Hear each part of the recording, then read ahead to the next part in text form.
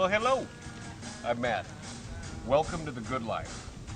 I do a little radio show from my backyard in the hills of Encino. I'm a lucky guy. In fact, I'd say luckier than most.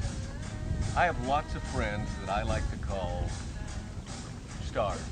Hey, in fact, there's one now. You probably know Ryan Stiles, Drew Carey Show. Whose line is it anyway? Black Hawk Down? I wasn't in Black Hawk Down, Matt. That wasn't me, okay? What are you doing here?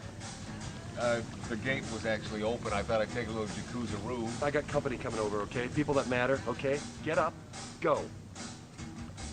Bubbles feel so good, Look, Ryan. Matt, you know what? You gotta stop doing this, okay? I can't be coming home with the wife and kids and you're in my tub, okay? Just get out. I'm not wearing nothing.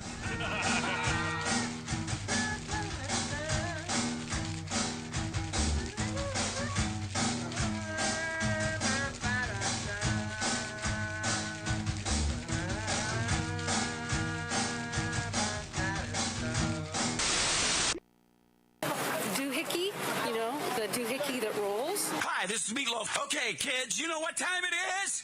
You know what time it is? It's Outlaw Radio time! The most imitated radio station in the nation. I'm through with standing in line for some fun to begin, but I found a good thing leaving me with a grin. It's time for Outlaw Radio to begin. You have the great Billy Gibbons here? Yeah. It's very cool. Yes, he just passed out. Yeah. Hey, that didn't sound too bad. At the Lighten Lounge. Oh, man. We're here with Matt. Oh, yeah. At the Lighten Lounge. Oh, little Outlaw Radio. We're here with Matt. And he's not fat. We got all these guys and girls in the house. Let me tell you, that's where it's at. And that's, ladies and gentlemen, Matt Allen. Pass me a gallon.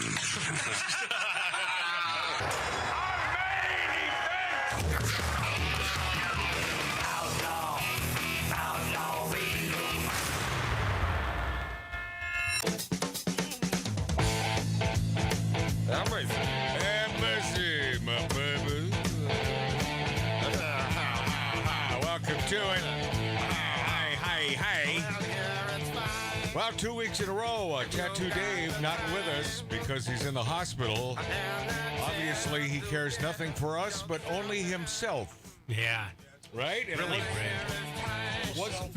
wasn't even an elective surgery.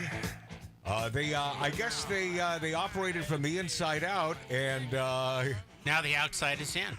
I guess he still looks the same, however, so it's not a successful operation. But Tattoo Dave, God bless you, love you, and miss you dearly. Hey, Richard Maul haters, you should... Well, whenever you say something like that, it's not the best news coming. I'm going to put a beat over that. It's It'd be just... awesome. Mark C.G. Boyer feels the need to have to say something. Not Richard Maul. Me thinks he likes to hear himself on the headphones. What's the natural reaction to an expected comment coming? So I'm simply going to say that Richard, as when we last let off, Richard Mull haters, you should be ashamed of yourself. I'm going to leave it at that. And that's it. What else do we have cooking? Oh, wow. Richard Roundtree, star of Shaft. Not Richard Roundtree. I'm just talking about Richard Roundtree. Oh, man. I'll tell you what, though. When you look up suave in the dictionary, that man's picture, man. What a cool dude. Gone at 81. Richard Roundtree. He put that, I don't even know if you'd call that black exploitation films. Shaft, I don't know, because that was sort of high budget compared to the others. Don't you agree there, Mark C.G.? Absolutely. It was, it inspired. Yeah. The lower budget, the blaxploitation. I love all those things, man. Oh, I am a huge Cleopatra Jones. Oh, yeah, she's the best. Who Tamara Jones. No. Oh, God. Do you hear him? Do you hear Mark C.G. Boyle? Yeah, you hear me. And this is where the haters will then be on our YouTube commentary saying, you're always so mean to Mark C.G. Boyer. Well, And to that I say, that's too bad. Hey, but I only do it because I have to. well, you have to. I have limited vocabulary, as I just exhibited. So sometimes the only go-to is, Hey, listen to me. Listen to me now and hear me later. Goldie Hawn, Kurt Russell, Ronnie Schell. What do those three have in common? Well, one or perhaps two or all three will be on the show today in the second hour. Now, if you are not listening to us on fine radio stations across the country, but instead watching us on YouTube, by the way, that's not a laugh. That's COVID. That's me coughing and throwing up a little bit in my mouth. You should get the shot, Matt, and make it worse. If you're... if indeed you're watching us on YouTube or Rumble or Twitter, a.k.a. X, under the guise of Magic Matt's Outlaw Radio. That's the only way you can find us. If you just punch in Outlaw Radio, you'll find a bunch of fakers, but it's Magic Matt's Outlaw Radio. And if you're watching us live, there's no way you can fast forward to the second hour. However, a lot of you folks, as we've discovered, will catch this show later in the day, the next day, and throughout the week and months. And if that's the case, then to catch Goldie Hawn, Kurt Russell, and or Ronnie Schell, not limited to those three names, here in the Lighten Up Lounge, this 1876 Virginia City, Nevada style bar, where we will be smoking, drinking, interrupting. He or they will be in the second hour of this show. But I defy you, as you're watching us live or listening to us live, attempt to fast forward. You didn't say Kurt Russell, did you? I did, yeah.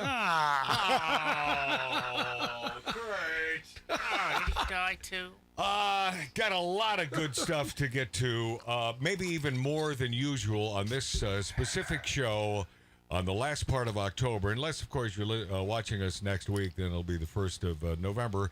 College graduate who just got her first job shared her shock and dismay of working a 9-to-5 job. Yeah. I think we have a theme today, common theme. And Mark C.G. Boyer, who shared this story with me, I heard it across the country. It sort of got become viral, the video.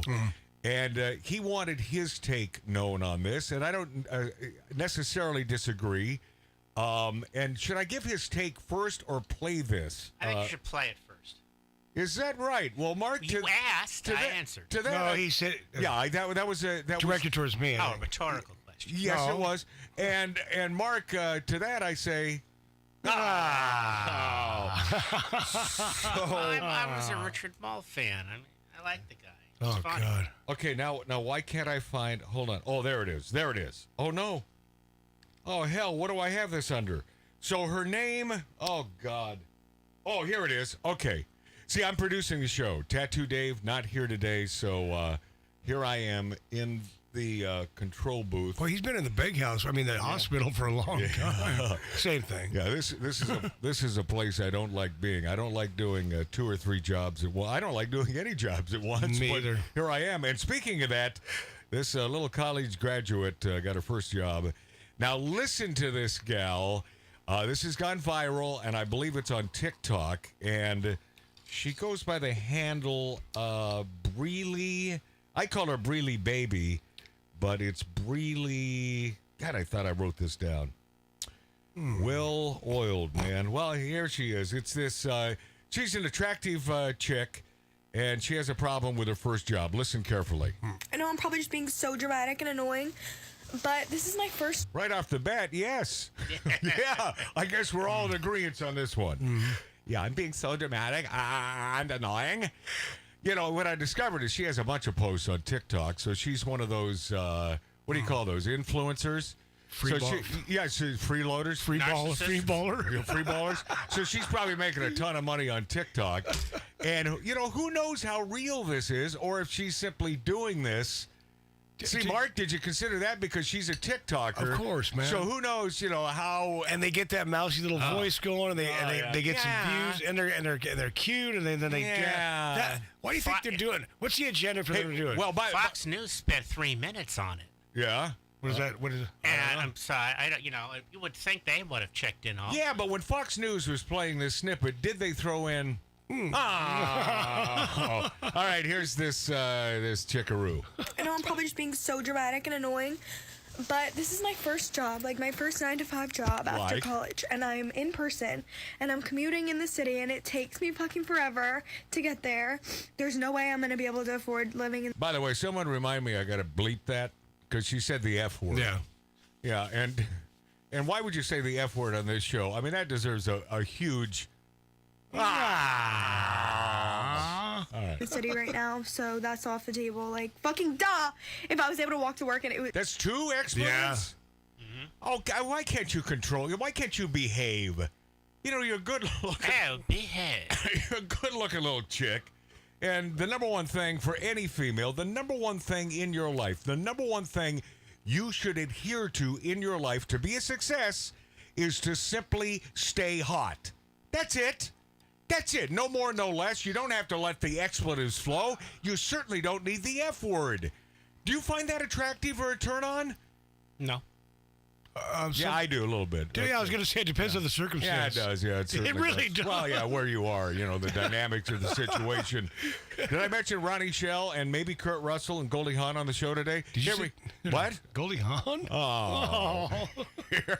Here's we continue with this college graduate chick. She's on TikTok. It'd be fine, but I'm not. So it literally takes me, like, I leave here, like, I get on the train at 7:30, and I don't get home till, like, 6:15 earliest, and then, like, I don't have time to do anything. I want to shower, eat my dinner, and go to sleep. I don't have time or energy to cook my dinner. By the way, it's 2, not ta. Maybe if you were a little more articulate, you could get a real high-paying job without having to get your ass up early in the morning and worry about getting home on time. They're like, I don't have energy to work out. Like, that's out the window. Like, wow. I'm so upset. Oh my God. Nothing to do with my job at all, but just like the 9-to-5 schedule in general is crazy. Being in the office 9 to 5, like if it was remote, you get off at 5 and you're home and everything's fine. But like I'm not home. It takes me long to get home. At her age, this is what she should be doing. Like people that drive to the office, like you don't get off at 5. And I know it could be worse. I know I could be working longer, but like I literally get off at pitch black. Like I don't have energy. How do you have friends? Like how do you have time to like meet like a guy? I don't know. Oh, shut up. Meet a guy? Shut up. How do you... believe me, guys will be throwing themselves at you because you're a hot chick. That's it. And she knows that. She knows that. But, these are... It's all about priorities, Missy. Little Missy. It's all about priorities. I mean, you have a gig, man. And I don't know what it pays, but she lives in Manhattan, right, Mark? Yes. Yeah, so that's always expensive as hell.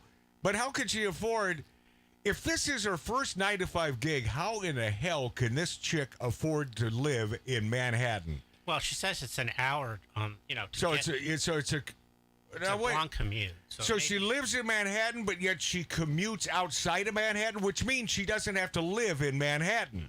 I'm not sure. Well, I'm sure about all she's this. outside. Let's continue with this little idiot stick. Oh, like how do you have time for like dating? Like I don't have time for anything, and I'm like so stressed out, and I'm also getting my period, so that's why I'm all emotional. But like, am I so dramatic? It's fine. Yes, you are. You are so dramatic. Now, Mark CG's take on this is. You think of pragmatism.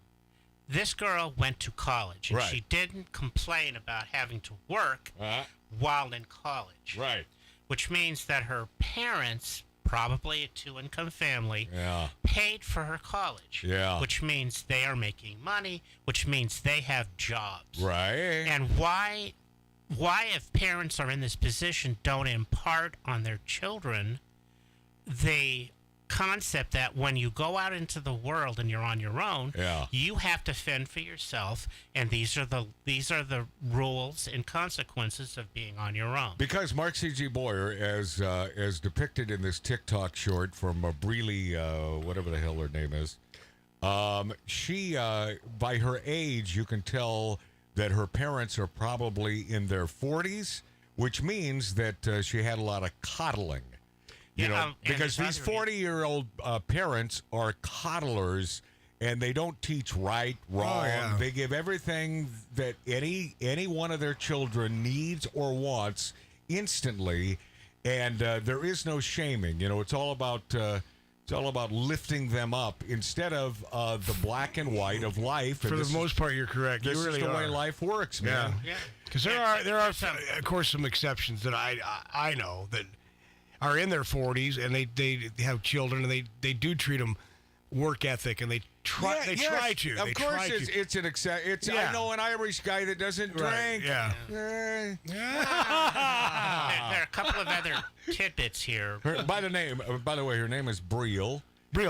A young professional who recently commenced her career in the corporate sector of New York, shared her struggles in this heartfelt video. The on-screen text is a 9 to 5. How do you have time for your life? And many viewers shared their empathy. Oh God, this is sick. It is. I would accept. I mean, wouldn't you think it would be just the opposite? Many viewers shared their empathy, so they're all the same little teeny bopper idiot stick. No adherence to work or work ethic whatsoever. And they related their own experiences, expressing the shared sentiment that the 40-hour work week is outdated and detrimental to personal well-being. Jesus. The quote is, the 40-hour work week is beyond outdated, and your feelings are totally valid, one viewer commented. Others emphasized the difficulty of balancing a full-time job, household chores, and a personal life. She doesn't even have kids, man. No. She doesn't even have children. Highlighting the significant amount of time spent at work compared to with family or friends. What else is here? Notable suggestion from the comment section was for the Gen Z population to work towards implementing a 4-day work week. They already are. You know, and it could come to pass. I have Matt. When I was working for the LAPD, the city. By the way, he acts like he was a cop. No. By the way, let me tell you something. Mark C.G. Boyer is never happier until he can make that statement. Oh, I know. When I used to wear the gun, and they wouldn't let me near a weapon. when I used to work for the Los Angeles Police Department. When I had the badge, the city had a 9. When I flashed that badge just like Mayberry RFD, and I would make citizens arrests all day and make them eat a Swanson mostly white meat turkey TV dinner. That would be their punishment. Mark, what were you, a janitor over there? No, they it was the year 2000 conversion. They had a 9x. A 9x40. By the way, you luscious listener to Magic Matt's Outlaw Radio right this second, I don't expect you to know what the hell he just said about conversion. I don't want you to explain it either. No. Because nobody cares. But just so you know, for your edification, it was a 2000 conversion. Okay, continue. Every other week, you got a day off. All right. So you'd work 1 extra hour, 9 hours a day. Yeah. And then every other week, you would get a day off. Uh-huh. So a 4-day work. And that was lovely, but there's I don't know what you just said, but if I had my choice, of a day, it would be a Monday off. Well, you had your choice. Not a Friday, you know what I mean? No. I'd rather have a long ending to the weekend than get Friday off. I always said that. Something else about this story, I suspect that the last couple of years of Spending school too much time with this were story. remote. Because of No. That's evident that she was remote working somewhere, doing something, but remotely. Yeah, and I can. That's tell already happened, Mark. That's already happened. Hey, Mark, down boy. Mark's making a point. Know the difference. I loved working remotely. Right. Not having to drive 45 miles. Mark, a day. that's what I just said, wasn't it? They've been doing that since the pandemic happened. Yes. Yeah. So. Thank you. So it's been done. So what was? Because he said maybe a few years from now it's all going to be remote. It already is. No, it's not. It's like many of the companies have forced their employees back to the job site. And I'll tell you, it's if it works remotely and you're making a profit and you're doing well, See, I think it's a control thing for the most part. Yeah. I think it's a power position for corporate to want to force you into the office. I think it's a power thing. You think I'm right there, Mark C.G. Boyer? Yes. A little bit? Yeah. Well, I'm just jealous because I can't phone my stuff in. I can't go Oh, build. wouldn't that be fun? You can remotely operate. Yeah, heavy machinery. Yeah, you're in one of those gigs where that's simply it's off the table, man. No choice. Yeah, so I don't blame this girl. I blame her parents, the schools. I blame everyone. Yeah, I blame every idiot stick on the left, and you know that her parents are probably big lefties. Oh, there you are, Matt. There you are again, alienating half your audience. Okay. Number one, can we blame? I guess so. Can we just blame Mark for this? Yes. Okay, that's right. Usually Mark's, and by the way, I blame Mark C.G. Boyer for Mike Pence dropping out of the 2024 race. What happened to her? Yeah, well, I apologize. And by the way, in P.S., what took him so long? Yeah. Yeah. This was in Las Vegas. Yeah. Former Vice President Mike Pence told the annual leadership summit of the Republican Jewish Coalition that he was dropping out of the 2024 race for the Republican nomination. Pence said that after traveling the country, he had realized that his time to lead was not now. What took so long? To the American people, I say, this is not my time, but it is still your time. Okay, it's a good line. Oh. I don't hate, I don't even dislike Mike Pence. I like him, but I still look at him as swampy, as one of those bushy bush swamp creatures. Yeah. That's who I see. Lifetime politician. Yeah, that's what I see in Mike Pence. What do you? I mean, it's such a stupid question. What do you do better than anyone we got right now? Yes, of course, because he's not a big friggin' Democrat. And Democrat didn't used to be a nasty name 20 years ago. Bill Clinton. Hey, Billy, you'd be a damn Republican today. How's that make you feel? How's that make feel? Earlier in his speech, Pence said the U.S. should support Israel throughout its fight against Hamas until the Palestinian terror group is destroyed. Yeah, agreed. Yeah, of course. I mean, come on, man. The dudes, the Jews just minding their own business. And then October 7th, oh, my God, I saw some of this footage. It is heinous. And then, of course, Hamas, they try to say, oh, those are lies. None of that happened. It all happened. And the good news is they have footage of this. Yeah. They went in with cams and on-the-spot footage, and that's real smart. So, unfortunately, the only answer to this is to wipe Hamas off the face of the earth. Be done with it. But not because I'm an uncaring person, and not because I want people to die, but simply because Hamas and those of Hamas ilk will not be satisfied until we are all praying to Allah. Yeah. And until all Jews, first and foremost, are wiped off the planet. Is there a chance for any sort of reconciliation? Is there any chance for any sort of kindness? Yes, coming from the Jews, they just simply want to be left alone. Am I right? Mark, from where you stand or sit here in the Lighten Up Lounge, don't they just want to be left alone? Yes. But now they have their backs up against the wall, and they have no choice but to fight. No, you have to take them out, and it's unfortunate that is the solution. Right, it is. But it is the solution. Okay, much to get to.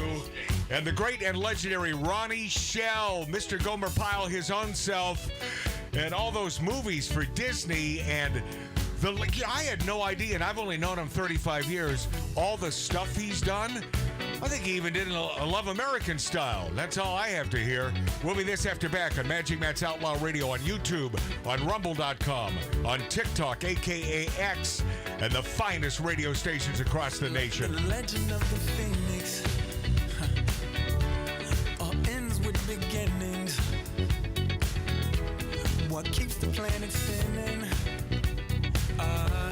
The force from the beginning.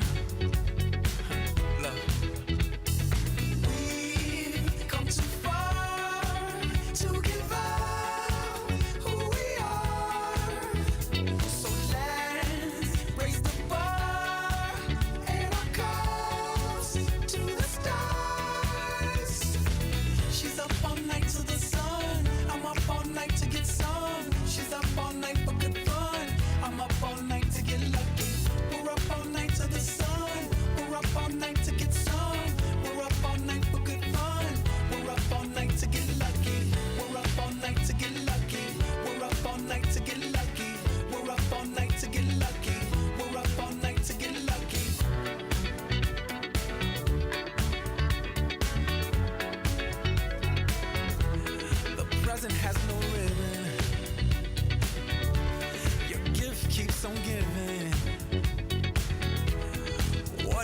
some feeling.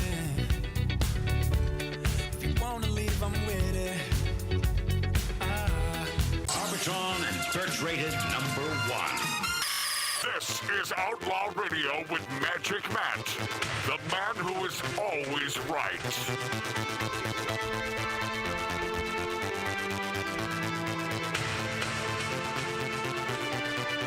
Welcome back, my friendlies. If you just tuned in to Magic Matt's Outlaw Radio on Rumble.com, YouTube, TikTok, a.k.a. X, and great radio stations across the nation. What's up, Wausau? What's up, Green Bay? Love you, Wisconsin. You found the sweet spot on your dial. It's not really a dial anymore, is it? It's digital. That's how old I'm getting, man. We're all getting old. You know, I used to think I'd be one of those that wouldn't get old and wouldn't have to die. I was 5 years old. I was in, where the hell was it? Vancouver, Washington. I think we were living in Vancouver, Washington at the time. Yeah. And a next-door neighbor, when I was 5 years old, it was around this time of year. It was around Halloween-y, and this kid came over, you know, because back then they'd come over and say, can whoever play, right? And then we'd play with our friends. Well, this kid who I didn't really know too well, he's the one who apprised me of the fact on that day that we all died. So up until 5 years old, my mom and dad never mentioned that to me. And I want to thank you, Mom and Dad, because had I lived this long and not known that, I wouldn't be such a miserable a-hole today. But, the minute I heard that, well, we all die, so we work our asses off, especially if we have a work ethic, and, that is sort of our lives. And it's always been my life. I've always been looking forward to the next step of my career. And I guess the next step of my career is broadcasting live from my backyard. Yeah. In the San Fernando Valley, spitting distance from Hollywood County. But to that little effer who apprised me of that when I'm 5, I bet he's dead now, right? No, screw you. I mean, I don't want him to be dead. Well, I don't care. I don't even know who he is. Is that Schumer? Now, see, does that sound that sounds heartless? But if you really break it down, it doesn't. If I don't know who the kid is, how would I ever know that he would happen to be dead or alive? All right, you're just being honest. I like this. I like this story a lot, and that's why I'm going to get to it. As my friends say on the East Coast, not for nothing, but I love this so, and it doesn't fit into any category. Except the headline, Celine Dion songs used to torture sleepless residents in New Zealand City. No, you know what? They started that here in L.A., man. Oh, they did? Yeah, they started at the bus stations. They started piping in her and a couple to get rid of a lot of these people. Yeah, an endless playlist of Celine Dion songs. Is being blasted out by drivers in a New Zealand city to torture residents through the night as rival gangs compete in siren battles. I don't know what that is. Well, I'll explain. The sleepless residents of Poruya, north of national capital Wellington in New Zealand, and home to 60,000 people, say the Canadian songs lose their luster when played loud and nonstop through the night, as vehicles and bicycles circle the area, blaring out the music. It's a headache, Poria's Mayor Anita Baker went on record. Siren battles have erupted in parts of New Zealand for at least 7 years. The idea here is for rival gangs to play music from the sirens the loudest and the clearest. Can you believe what these kids are up to? I mean, I'm assuming most of them are kids. Is this ridiculous? Yeah. Yes. The cars and bicycles can have anywhere between 7 to 10 sirens, with competitions usually held throughout the night. They take weeks to prepare for, as participants source sirens online, and they solder speakers and amplifiers to frames that sit on cars. Why don't they just throw them in the big house or arrest them? Yeah. I don't think there's a lot of arrests in New Zealand. It's a very liberal country, you know. Local media have reported on contestants, often people with family links to Pacific Island nations, using large siren-type speakers on cars and even bicycles to drown each other out with their powerful systems. Of course, Celine Dion. She's just one goofy bitch. I don't know about the bitch part, but who has Goofy, yes, who has 5 Grammy Awards and 2 Academy Awards, is the best-selling female artist of all time, with hits like "I'm Alive" and "My Heart Will Go On." I don't know if I'd know those if I heard them right now. Well, the second one is from Titanic. That was a biggie, man. Oh yeah, anything from Titanic was big. She's wonderful. She is wonderful. She's a wonderful Canadian. I just happen to know. She's a wonderful Canadian from our friends up north that delivered Celine Dion to our shores. To our shorts. They love Celine Dion, the American Fest, adding they like anyone with a high pitch and great tone in their voice. In this town of Parewa in New Zealand, people have had enough of hearing the power ballads. So the contest starts as early as 7 p.m. and can go until as late as 2 a.m. I think it's kind of funny. Hey, yeah, well, it is. I mean, it is funny, but why don't they arrest these people? Yeah, I don't. Well, like you said, the mayor talks nothing about arresting any of these little punks. And I think that's a gun-free place too. Totally. Yeah. It's really loud music. They only play a quarter of the song, so it's like having a turntable, and it comes screeching out. Competing cars park with their engines running, blasting out music before moving to avoid police. Okay, so there are police out there. Well, how fast are these people? How bad is their police department? Nearly 300 disgruntled residents have so far signed a petition on the website change.org demanding Parewa City Council put a stop to it. I'm sick of the disturbing of the peace that sometimes goes on for hours, wrote Diana Paris.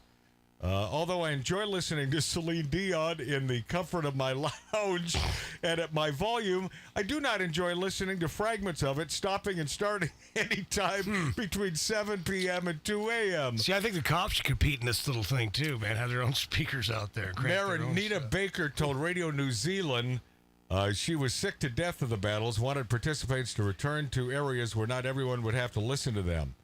How liberal is that? Could you just move? I hate to bother you with your loud music, you punks, but could you simply move somewhere where we don't have to hear it? We haven't gotten anywhere in our city where there's not houses that would hear anything. Police had received up to 40 reports of incidents between...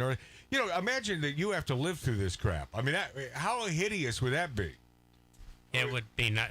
It would just make living a hell. Well, it was like last night, our tournament poker game at Chris Brown's house. My dear friend, not the rapper who beats his chicks, but another Chris Brown.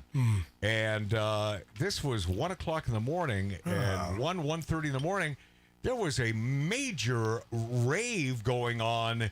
Had to be a block or two away, and Chris acted like he didn't even hear the damn thing. I brought it up once. I said, that's a mighty big party at 1:30 in the morning. Plus, doesn't he own that whole block? So it's probably one of his houses. I know. I was thinking, is this one of the homes that you own? Maybe that's why he wasn't saying anything. Yeah. Maybe that was his nephew.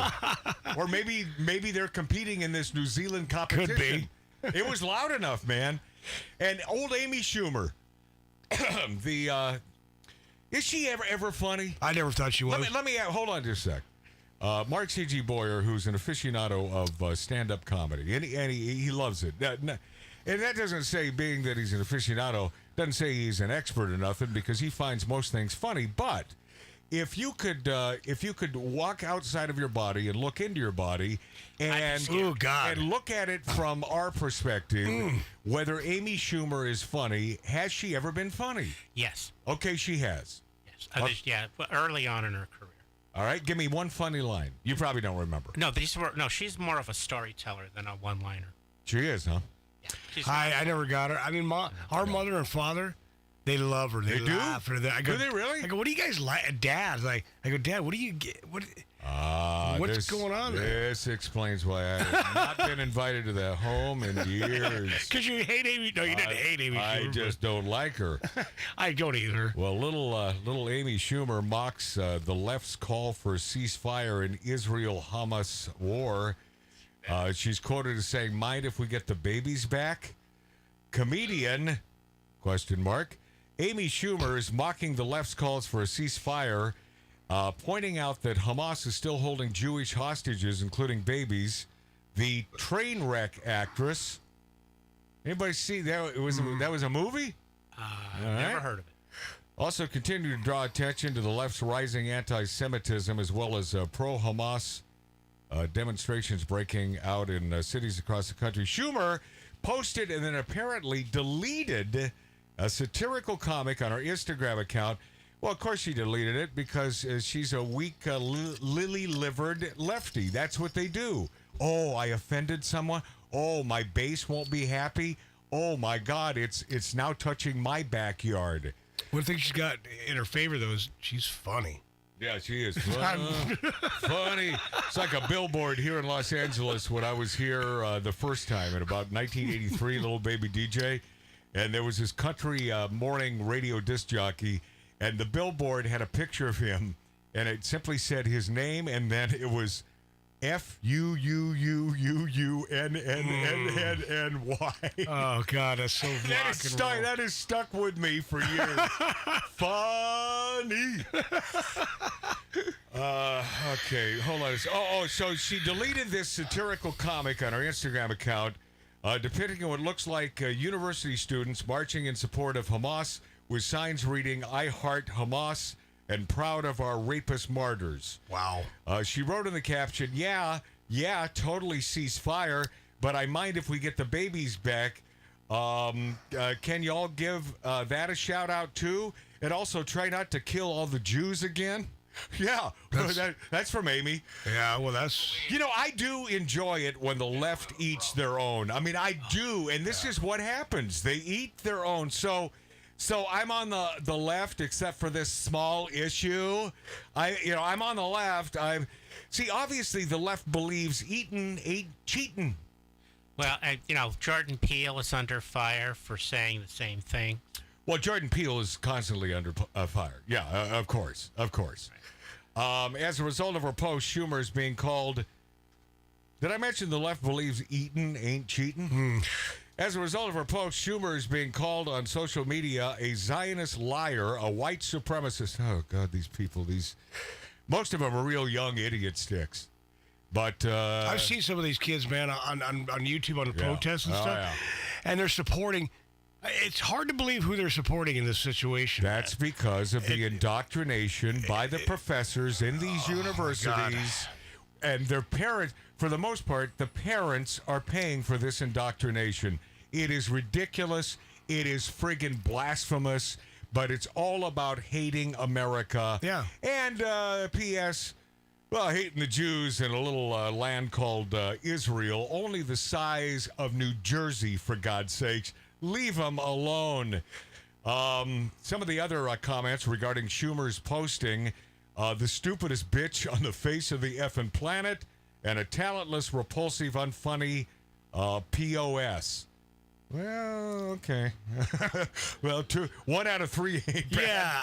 Yeah. Schumer, a relative of Senator Chuck Schumer, only one of the more despicable of Democrats out there, has been using her Instagram account in recent weeks to express her support for Israel and discuss at the blatant anti-Semitism from the left. She recently slammed. Anyway, this is what happens when they eat their own.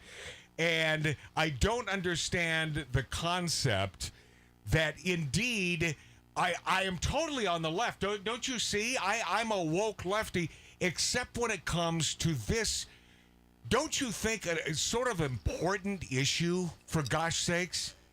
I mean, these are nasty people who want Jews dead. Yes. But yet you will still support a Joe Biden, Amy Schumer? Let me go back to this quote. Although the first two quotes from this idiot stick who says the stupidest bitch on the face of the effing planet, I don't believe that. And they call her a white supremacist, I don't believe that. However, talentless, repulsive, unfunny POS. All right, we'll be this after back on Magic Matt's Outlaw Radio.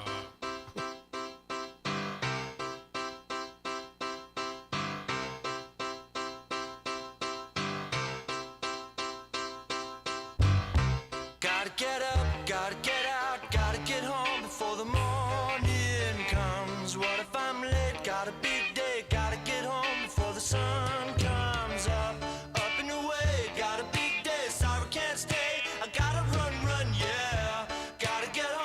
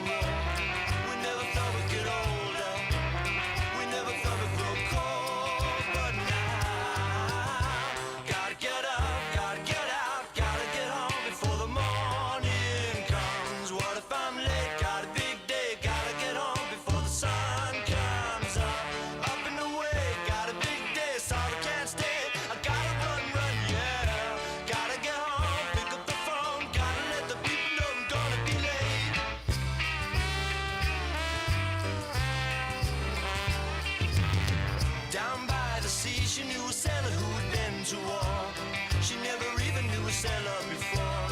She never even knew his name.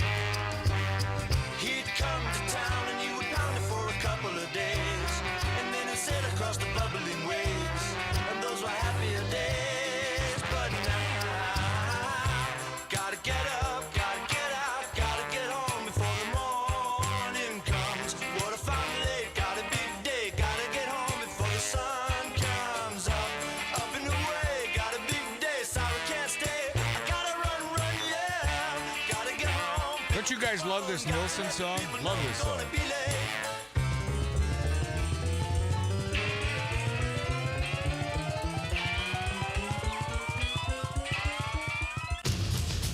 Now we return to Outlaw Radio's Demons of Decadence.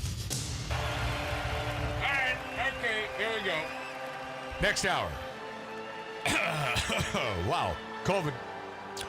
Next hour, the irascible Ronnie Schell, legendary comedian, actor, bon vivant, cigar smoker, wine drinker, and all-around great guy, 91 years old. Wow.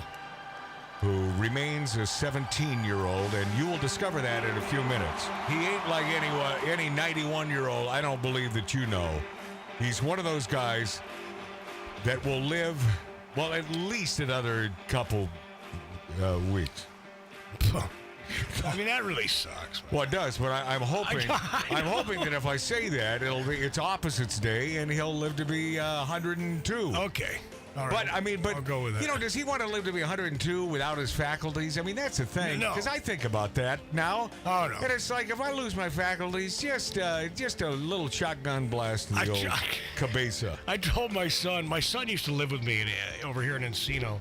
And I said, Michael, if something happens to me and I'm just gone, I said, my body, just throw me in the blue can outside. I don't want to be cremated. I don't want nothing.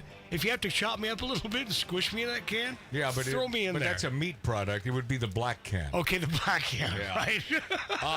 So a couple hours with legendary Ronnie Schell Oh, from no. Gomer Pyle fame. I love him. Yeah. Ronnie Schell. But before we get to that, illusionist David Copperfield claims he will make the moon disappear. I know. David, you heard about this? No, but I know there's an eclipse coming up. David Copperfield claims he will make the moon disappear. Poof! Moon's gone. Abracadabra. that Copperfield boy, he can do amazing stuff. Yeah. You know, I was supposed to open for him in Philadelphia, and they couldn't get that flying routine where he flies across the stage. Yeah. They couldn't get that set up properly, so the show went on 90 minutes later. And as I'm hanging out backstage, I never went on. Oh. Yeah, they cut my act, and old David got out there. So I guess apologies are in order from 30 years ago. My friends there in the city of brotherly love. I wanted to perform. It wasn't my doing. I want you to know that. And David, David was getting his high wire act together. That I love David this. Copperfield claims he will make the moon disappear, and I'm thinking to myself, David, not that old bit where you grab the stage, you turn around, pull down your pants, and quickly pull them up. I mean, that is not the way to do that, right? Now Isn't that cheating? I think we all could do that, right? I mean, I just think that's cheating. I don't think that's the way you do that. Now, when he makes it disappear, it's going to be like a mime. You know, he has a lasso and hook the moon and drag it down. Well, let's take a deep dive into this. Legendary illusionist David Copperfield has made a wild new claim.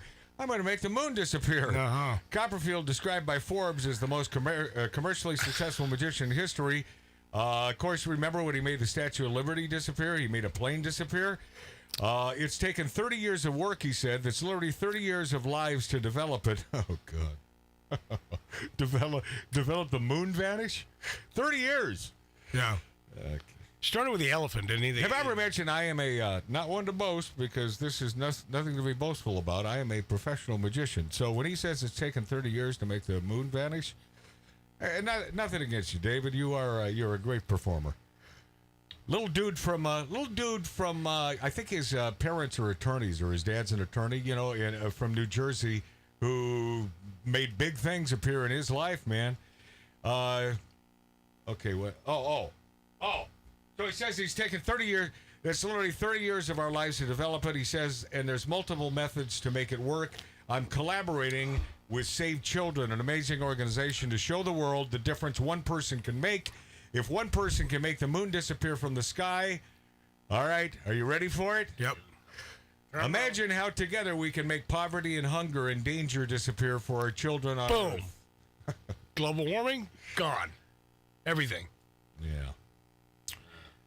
Yeah, the Guinness World Record entertainer also said he'll be giving some people a chance to see the event happen in real life. So it's artificial life? This is going to happen? Yeah, I know. What does that mean? Genuine imitation. Genuine imitation. So there'll be a bunch of people joining hands and trying to contact the living looking up at the sky. Mm. All right. We're going to have a contest for people to actually win a chance to see the moon vanish live. This sounds like something I would have done at 15 years old on the radio. Yeah, it does. The program director would have said, Matt, what a stupid idea, you little punk.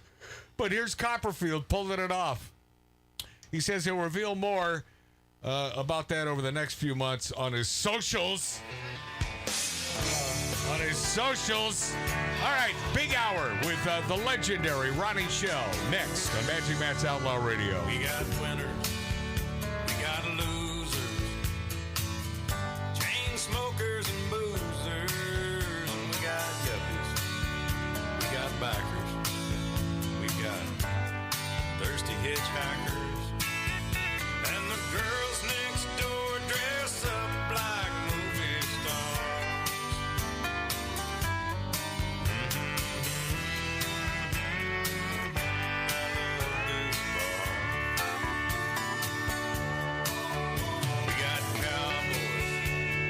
Truckers, broken-hearted fools and suckers, and we got hustlers, we got fighters,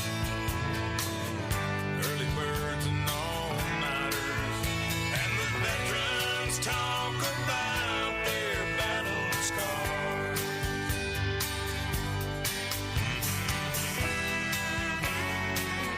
I love this bar. I love this bar. It's my kind of place.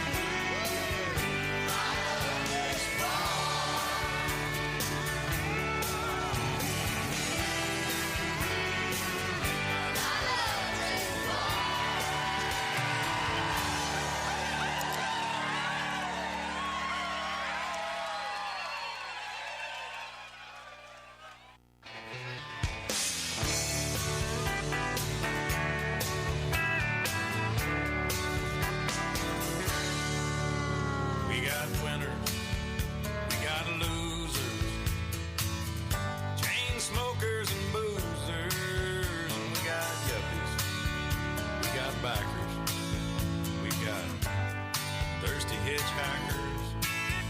And the girls next door dress up like movie stars.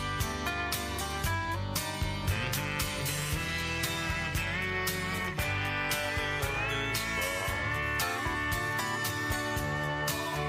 We got cowboys, we got truckers, broken-hearted fools and suckers, and we got hustlers, we got fighters,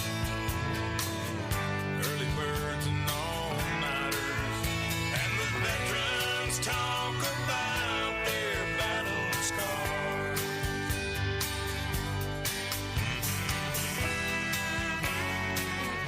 I love this bar. I love this bar. It's my kind of place. Just walking through the front door puts a big smile on my face. It ain't too far. Come as you are.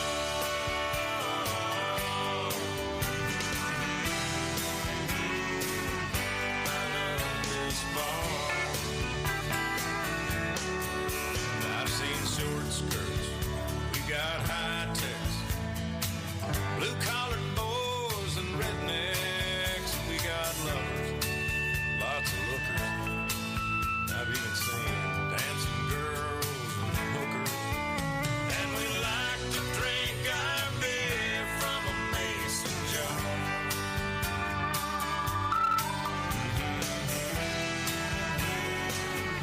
I love this bar. Yes, I do.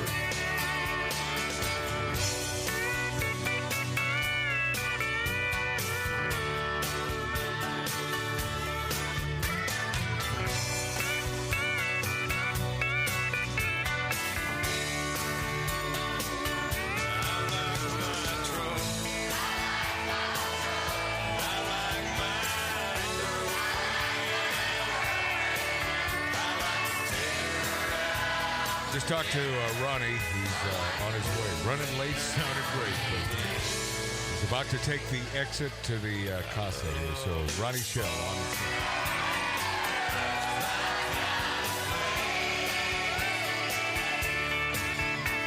Just strolling around the dance floor with a big smile on my face. No cover charge. Come as you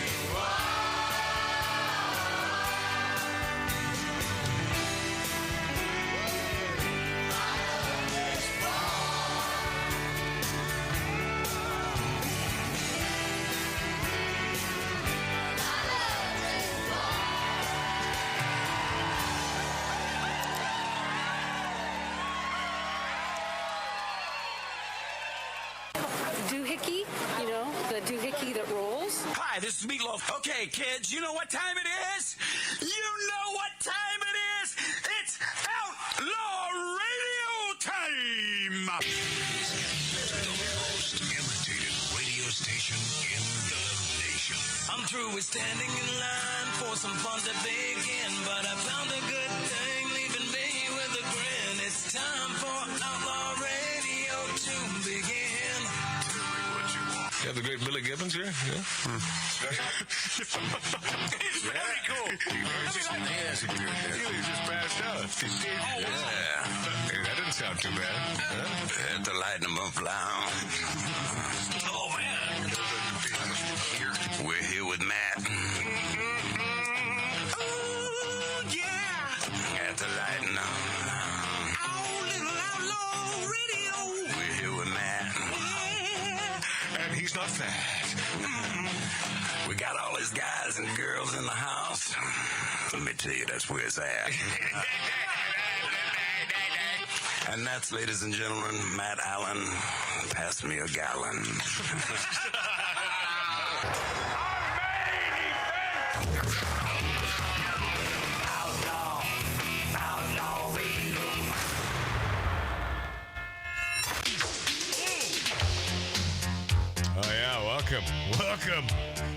Welcome, my little danglers. Welcome. Did you say stanklers? Danglers. Oh, danglers. I gotta smoke more cigars so I can cough a little more. Yeah. You know, I interviewed this guy in Houston, Texas. I remember what he told me. Baltimore.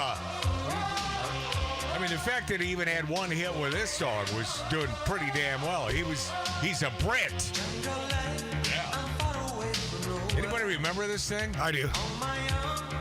Tarzan boy. Do you remember this, Mark? No. Oh, I do. Well, Mark was immersed in bad jazz. Bad jazz and bad comedians. Oh, yeah. KKGO. Next Oprah. Oh, listen to that. Listen to that 80s fake brass, man. Oh, it was all over the radio in the 80s. Put so many horn performers out of business with that fake brass because you had it all on the keyboard. Yeah, it was all it was a sample. Yeah, but it never sounded right. It never sounded right. All right. You know how you know you're getting old? Rest in peace, Baltimore. Yeah, you play Baltimore on your show. No. And you realize it was like 40 years ago that Baltimore had that hit. But no, you're talking about coughing. Yeah. Picture yourself laying next to someone, and she's 10 years younger than you, and all of a sudden you start coughing. She goes, "It's okay. I'm a certified." Did that happen? I'm certified in CPR. I go, "Shut up!" She was busting my balls, and because I started coughing. Don't worry, I'm certified in CPR. By the way, that's rude. By the way, at break, my brother Mark mentioned that. He does. I guess they have real deep conversations because he's known this gal for quite some time, and I guess she came over last night, and I was at my poker tourney. Too bad. She looked fantastic. None the wiser, but. They had to be deep conversations because he just surprised me the fact that okay, she's not a. He's gone back and forth. Okay, she's a Jew. She's not a Jew. He's a Jew. Now today at break, just a few minutes ago, said no, she's not a Jew. I said so. She's a Hamas sympathizer, and you made it clear that she's not. Not at all. But she is Iranian. Yes. Yeah, she lived in Germany though. So you know, I mean, it's questionable. Mark, do you think the jury's out? Yes. I mean, Mark, stop. Well, you don't know. Hey, I'm scared. Yeah, but according to Mark, she's going out of her way to say, I voted for Trump, I'll vote for him again. They're sly. They're sly. How do you think that happened? 9/11. It was cool. They're sly, man. I mean, they're funding Hamas now. Yes, she was funding me last night, which I appreciate. Well, they're funding Hamas, and then let's see who else is. Our president. Yeah, President Biden. That guy. So Ronnie Schell. So Ronnie Schell, the legendary Ronnie Schell, Gomer Pyle fame, and I got a stack of stuff on him. We're going to finally take the Ronnie Schell deep dive. He's 91 years old. I think that we have to do it now or never. Oh. No. You say 95? 91. 91. Yeah. But first, faux shiz. Actress Michelle Williams goes viral for Ebonics dialogue in a Britney Spears audiobook. Michelle Williams, she looked familiar, but I don't know her body of work. I saw her picture, and it's gone viral on social media for a surreal moment in her narration of Britney Spears' new memoir, "The Woman in Me." Boy, I'll be wanting to read that thing, huh? Oh, as long as there's plenty of pictures. In her new memoir, Spears pens a cringeworthy anecdote with her then boyfriend Justin Timberlake, in which they ran into R&B singer Genuine. For those of you scratching your noggin, he was big. I don't know if he's still big, but it's Ginuwine in New York City. According to the book, Timberlake said, "Oh yeah, faux shiz, Genuine, what's up, homie?" While narrating the audiobook version of Spears' memoir, Williams attempted to mimic what Timberlake must have sounded like when he said that. So there's a clip of Dawson's Creek. So that's where she's from. Oh, yeah, okay. The Dawson's Creek star performer was quickly isolated and posted to social media, where it got a big reaction. In The Woman in Me that was just released, Spears wrote that Timberlake and the other members of the boy band NSYNC tried too hard to fit in with black artists, illustrating the point with this interaction between Timberlake and Genuine. His band In Sync, and this is the audio portion of it, was what people back when called So Pimp. They were white boys, but they loved hip-hop, Spears wrote. To me, that's what separated them from the Backstreet Boys, who seemed very consciously to position themselves as a white group. In Sync hung out with black artists. I don't know, Brittany. You're sounding a little racist there, aren't you? Well, she has a pattern, though, with that because, Federline. Well, she likes those wigger type. But she's a hillbilly, ain't she? Yep. Oh, yeah, completely. Spears went on to say, sometimes I thought they tried too hard to fit in. One day, Jay and I, that would be Justin. God, I wish call him Jay, bro. I wish I knew Justin Timberlake that well that I could just call him Jay. Oh, when I see him, I'm like, hey, Jay, what's up, G? Jay, what's up? Is it G or Jay, man? I don't know. What's up, faux shiz? Faux shit. What's up, homie? Sometimes I thought they tried too hard.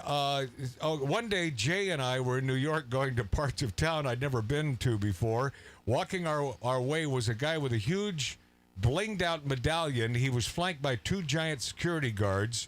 Jay, meaning Justin Timberlake, got all excited and said so loud, "Oh yeah, faux shiz, Genuine, what's up, homie?" Oh God. She wrote in her book. After Genuine walked away, Felicia Colada, then Spears' assistant, did an impression of Jay. "Oh yeah, faux shiz, Genuine." Jay wasn't even embarrassed, Britney Spears said. He just took it and looked at her like, "Okay, F you," the pop star added. Fans quickly took to social media to react to Williams reciting the cringeworthy faux shiz line from the pop star's book. 5-time Academy Award nominee Michelle Williams saying faux shiz, what's up, homie, is art. One ex-Twitter user reacted, "LOL, Brit, got my white sister Michelle Williams saying, what?"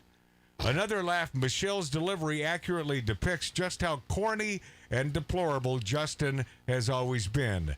A third one wrote, "Michelle Williams is going to get a Grammy for this." Another commenter simply stated, "Cringe." Nothing could prepare you for these 15 seconds of Michelle Williams by doing a Justin Timberlake impression. I don't have a copy of it because I had too much work to do today, but I was going to play it.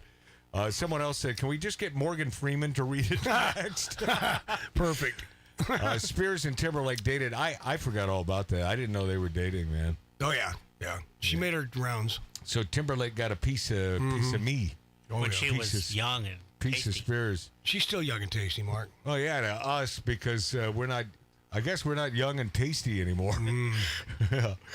Boy, and speaking of Britney Spears, this is a gal that I always wanted to like. And now, when I tell you about this, we may not be on the same page, or maybe you have had a dislike for Britney for years. I don't know. I've always sort of liked her. She's, I don't think she writes any of her stuff. She certainly doesn't produce it. And she doesn't sing that well. So, can you put her in the Ryan Seacrest category of being lucky? She's sort of lucky, right? Well, I think she has just a little more talent. No, than Seacrest? Oh, yeah, because at least she's singing hit records. I mean, I mean, I like her songs, man. She can pull her vocals. She's got the best songwriters in Hollywood, but Madonna's no great singer either. No, but what Madonna does have that Britney doesn't is Madonna's a real dancer. Britney's not a real dancer. That's not true either. Do you understand? And let me tell you this, and I'm sort of glad you brought this up. Her Lucky Star video. Yeah. Oh, she is out of. Yeah, she's out. That was the song that put her on the map. She had to learn how to dance after that Lucky Star video, and that's where she took the choreography. And she was trained by professional dancers. But in the beginning, she was not a dancer. Yeah, Britney, I think to this day, cannot dance a lick. Oh, no. Yeah. But, she being a heterosexual male, and you can almost talk about scent of a woman. You can almost, it almost comes through the wafting TV. This way. Well, it wafts. Comes straight out of her trailer. But you may not be, because I read this and I thought to myself, oh, man, how nasty. Yeah. It is, you could call her the bottomless black hole of attention, as John Nolte does. Britney Spears is falsely accusing. I swallowed that too. I read an article about 10 years ago that it's good. No, that you're supposed to. Well, I've been doing it for years, so no, that's why I'm I'm not making this up. You're not supposed to expel it. You're supposed. I hope you folks aren't having dinner right now. Son of a gun. Yeah, have another drink. This entire show will become much more palatable to you. Britney Spears is falsely accusing, get ready, wait for it, Ed McMahon of flirting with her when she was only 10 years old. All right? Aye. Now, I will tell you, as a man who spent some time with Ed McMahon at the Hollywood Christmas Parade. Yes, my good sir. Boy, did I find this man to be one of the most down-to-earth, affable guys and salt of the earth, served our country, a real man's man. But in this memoir we were discussing, this Britney Spears new penning, The Lunatic Melding Down in Me, or something like that. We just retitled her book. Yeah. Spears claims that the then 69-year-old McMahon traumatized her at age 10 by flirting with her. Spears says McMahon told the little girl she had pretty eyes, asked if she had a boyfriend, and then suggested himself as a boyfriend. This is the quote from Britney. Follow me on this. I kept it together until I made it backstage, Spears writes, of the harrowing ordeal, but then I burst into tears. Afterward, my mom got me a hot fudge sundae. She's not lying. You see, that conversation did happen. Harmless. Guess how we know? Guess. The exchange is on video because Ed McMahon did this in front of the entire world on an episode of Star Search. Right. And it's up there for you to watch. But don't leave our YouTube feed or rumble.com right now, but watch it later. But he's being completely harmless. Well, he's misunderstood. She misconstrued his comment. But so she's 10 years old. Ed McMahon, who is a good damn man, I'll vouch for that man. And yeah, wait until he's dead to do this. And you can watch this traumatic and scarring incident for your own selves at the 4-minute, 15-second mark. And, good. So, all this printing is printing over printing. So the bottom line is, so I screwed this up. Son of a bitch. It's a lot of work. It's a lot of work doing this. Yeah. So now look, see. Yeah, well, how hard can it be, man? Hold on a second. I'll tell you how hard. It's hard. Hold on. I'll show the. You really want to get hit, don't you? See on that, it's printing over printing. So now I don't know what this says, but I'll paraphrase, and I think you understand that. So she's 10 years old. This is what we do as adults, trying to be sweet to a 10-year-old on a TV show or in person. Do you want to be my girlfriend? It's all of course, lighthearted, and it meant nothing. And somehow she puts it in her book, and some of these friggin' publications used it as a headline that Ed McMahon is a pedophile. That's like saying Richard Dawson back in the day when he kissed and hugged all those women coming up. Well, if you watch some of that though, he got it. Man, did he get some? Huh? A little groping going on there. Oh yeah. I was watching a Price is Right, a bunch of the Bob Barker stuff. Oh yeah. As I'm watching it, it's Bobby. Year 2000, and I'm thinking, okay, all right, that's 23 years ago. But it was that long ago when he let his hair go white. Yeah. I would have said, okay, 10 years ago, but I don't think he's been hosting it for at least 12 or 13 years. Time is just whooshing by. My friend, some advice for you. Have as many cocktails as you could possibly down. Get all drunk and smoke a lot of cigars and eat a lot of beef, because our time on this planet, it's whooshing by. It is. Am I just speaking for myself, or does everyone sort of understand? Oh, I bet Mark C.G. Boyer doesn't understand this, because, Mark, who I love dearly, and a friend of Magic Matt's Outlaw Radio for many, many years, and a poker playing buddy, he doesn't have any career goals. So that's never daunted him. Really no career goals. His goal is eat chips. To eat as much as possible and eat as many foul things as he can stick into that pie hole. And I've got a new flavor of Funyuns. Loving it. I mean, that's his thing. I don't think he analyzes things too often or the life experience. I think he wakes up, and when he wakes up, he says to himself, time to eat. You're almost right. Yeah. And this is why you're a happier man than both my brother Mart and my own self. I watched for years what people in my profession, software engineering, moved into management. Yeah, see, Mark is and the headaches. Mark's a friggin' software guy, man. Isn't that like running the planes in the tower? I mean, that's sort of like grueling. I was more into business, but it is grueling. But it's just you write some code, you have a happy day, you go home, and you don't have the headaches of management. So I just said, I don't want a career goal other than making more money. Right. Give me some code to write and leave me alone. Yeah. Because I was much happier. Because you've never wanted to be known. You've never had that stardom thing in your eyes, right? No, I was just really good, and younger people. Okay, so this is great. So Ronnie Schell is calling me. He was on the 405, then to the 18. Hold on a second. 18. Ronnie? Where? Somebody come and get what?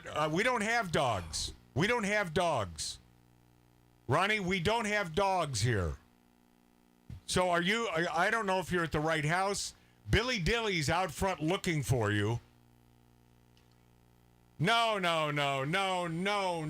I can't. We're on the air right now, so I can't repeat the address to you. Wrong neighborhood. Because I don't want... Wrong neighborhood. Well, dead air, Matt. Just go outside. I can't... What do you mean dead air? What the hell's he talking about? What's wrong? So you have So you two take over the show? Mark, why don't you go outside? No, you two take over the show. All right. Hold on, Ronnie. Isn't this a truly well-oiled machine? Yes. You're not going to say anything, Marty? Just going to sit there stoically. Staring into space. By the way, you can't blame it on the fact that he's 91 years old. It's his son driving. Yeah. It's Ronnie's show, but it's a son that I haven't met. Oh, it's not as usual. It's not Greg. It's not Greg, the producer of fine films everywhere, and the Mayberry film, and a bunch of stuff. That's what Greg's up to. It's his other son, who I believe served our country. Greg's too busy right now to have any time. For Daddy. Yeah. But so you can't blame it on Ronnie. But so Ronnie was at some house, and I think he was in the backyard, and I heard a bunch of yapping dogs. So if Ronnie Schell, the legendary Ronnie Schell, shows up, sans one limb, then you'll know what happened. Or a dog attached to a limb. Yeah. Oh God. But first thing out of his mouth was, Matt, could you get rid of these dogs?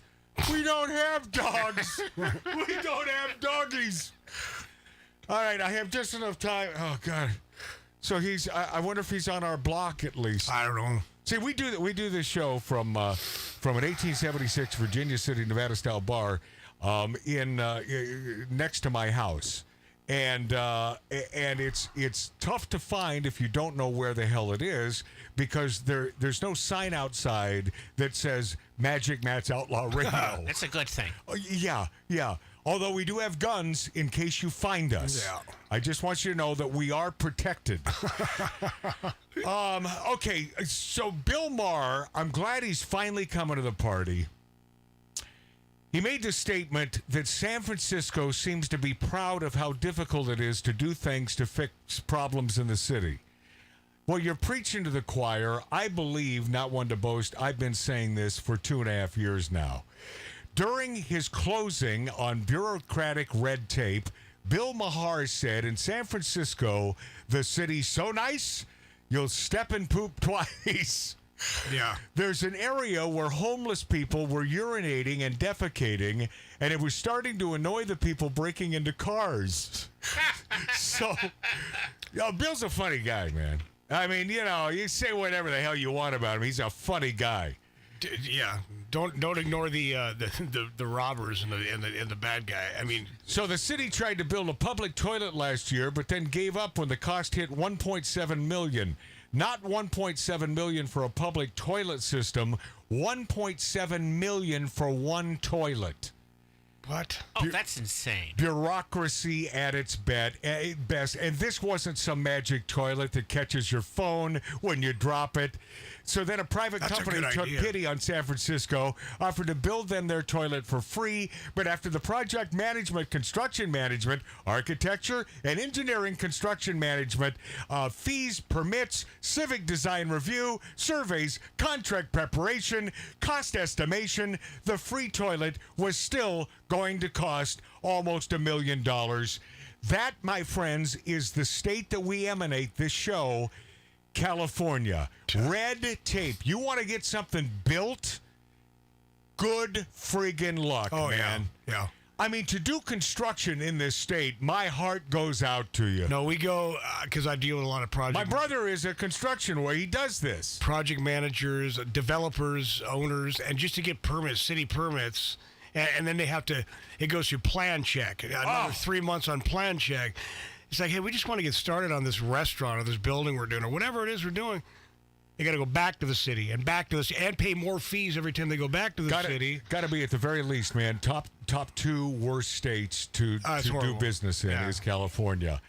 Yeah. Bill Maher, meanwhile, he said the median time to get approval to build a house here in California, and especially in San Francisco, 627 days. Yeah. To get a permit and to get the thing built. We've been sitting on jobs. Wow. Yeah. We've been sitting on jobs in the books for 4 years. All right. Okay. Well, did you finally make it? So you discovered no dogs, right? No doggies.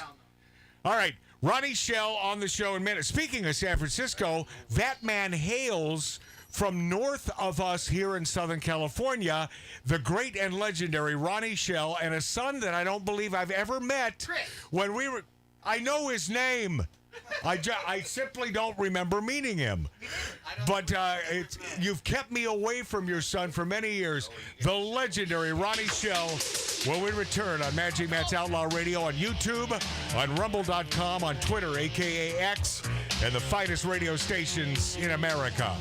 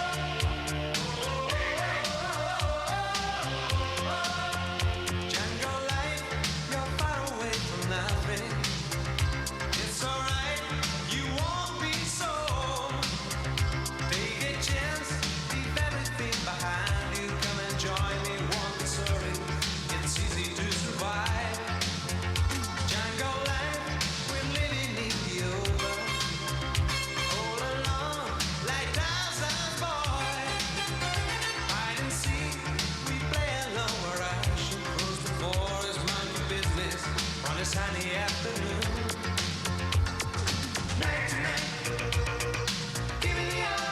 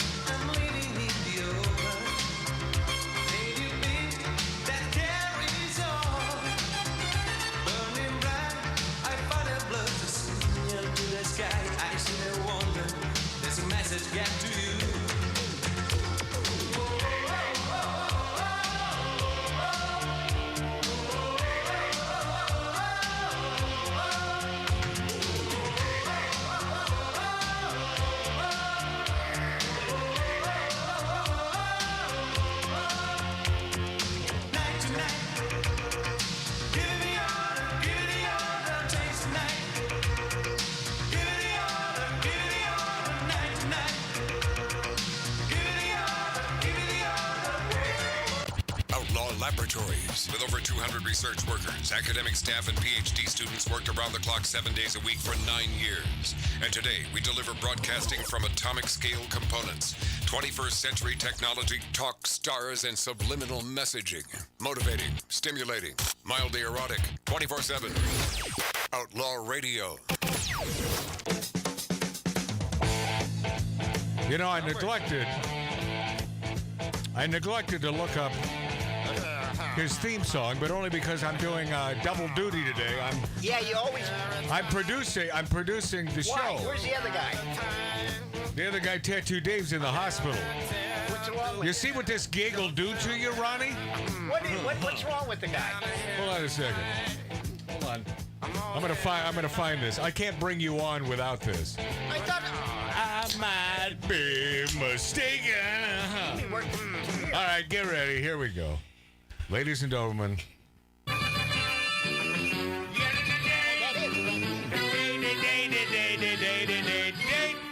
Ronnie Schell. His name is Ronnie Schell.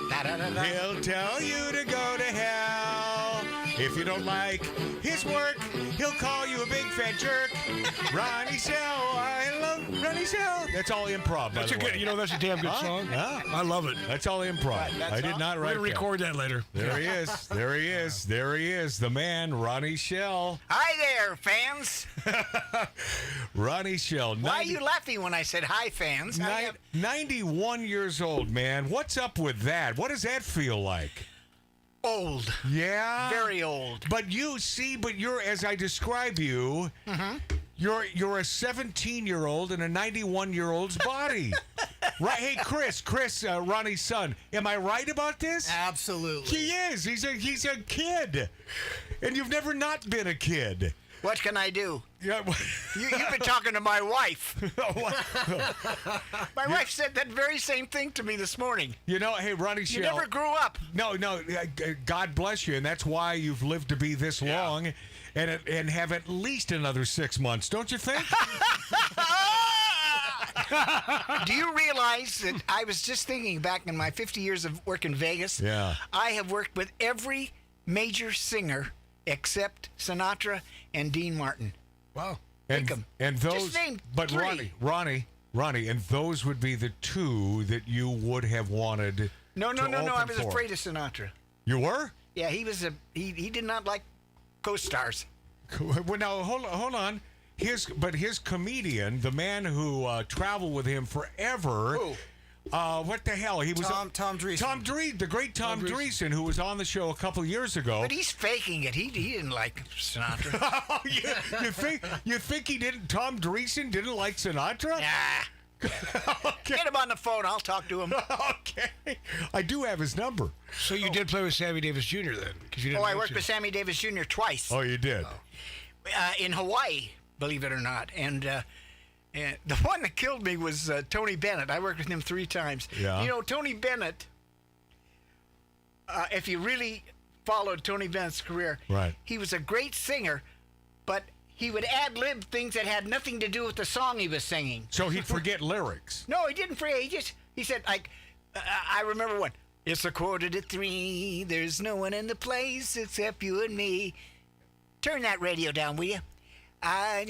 Nothing. Oh, he'd throw that in? Had nothing. Oh, yeah. Hand me that Bachelor. He would do that. Just not yes. in the middle of a song. But he was a good guy. Yeah. And I like to see. It wasn't my favorite singer. You know who my favorite singer was. Oh, hold on. Let me think about this. Ella Fitzgerald. I'm talking about males. Okay. Ella was my favorite female singer. Yeah, see, you have good taste.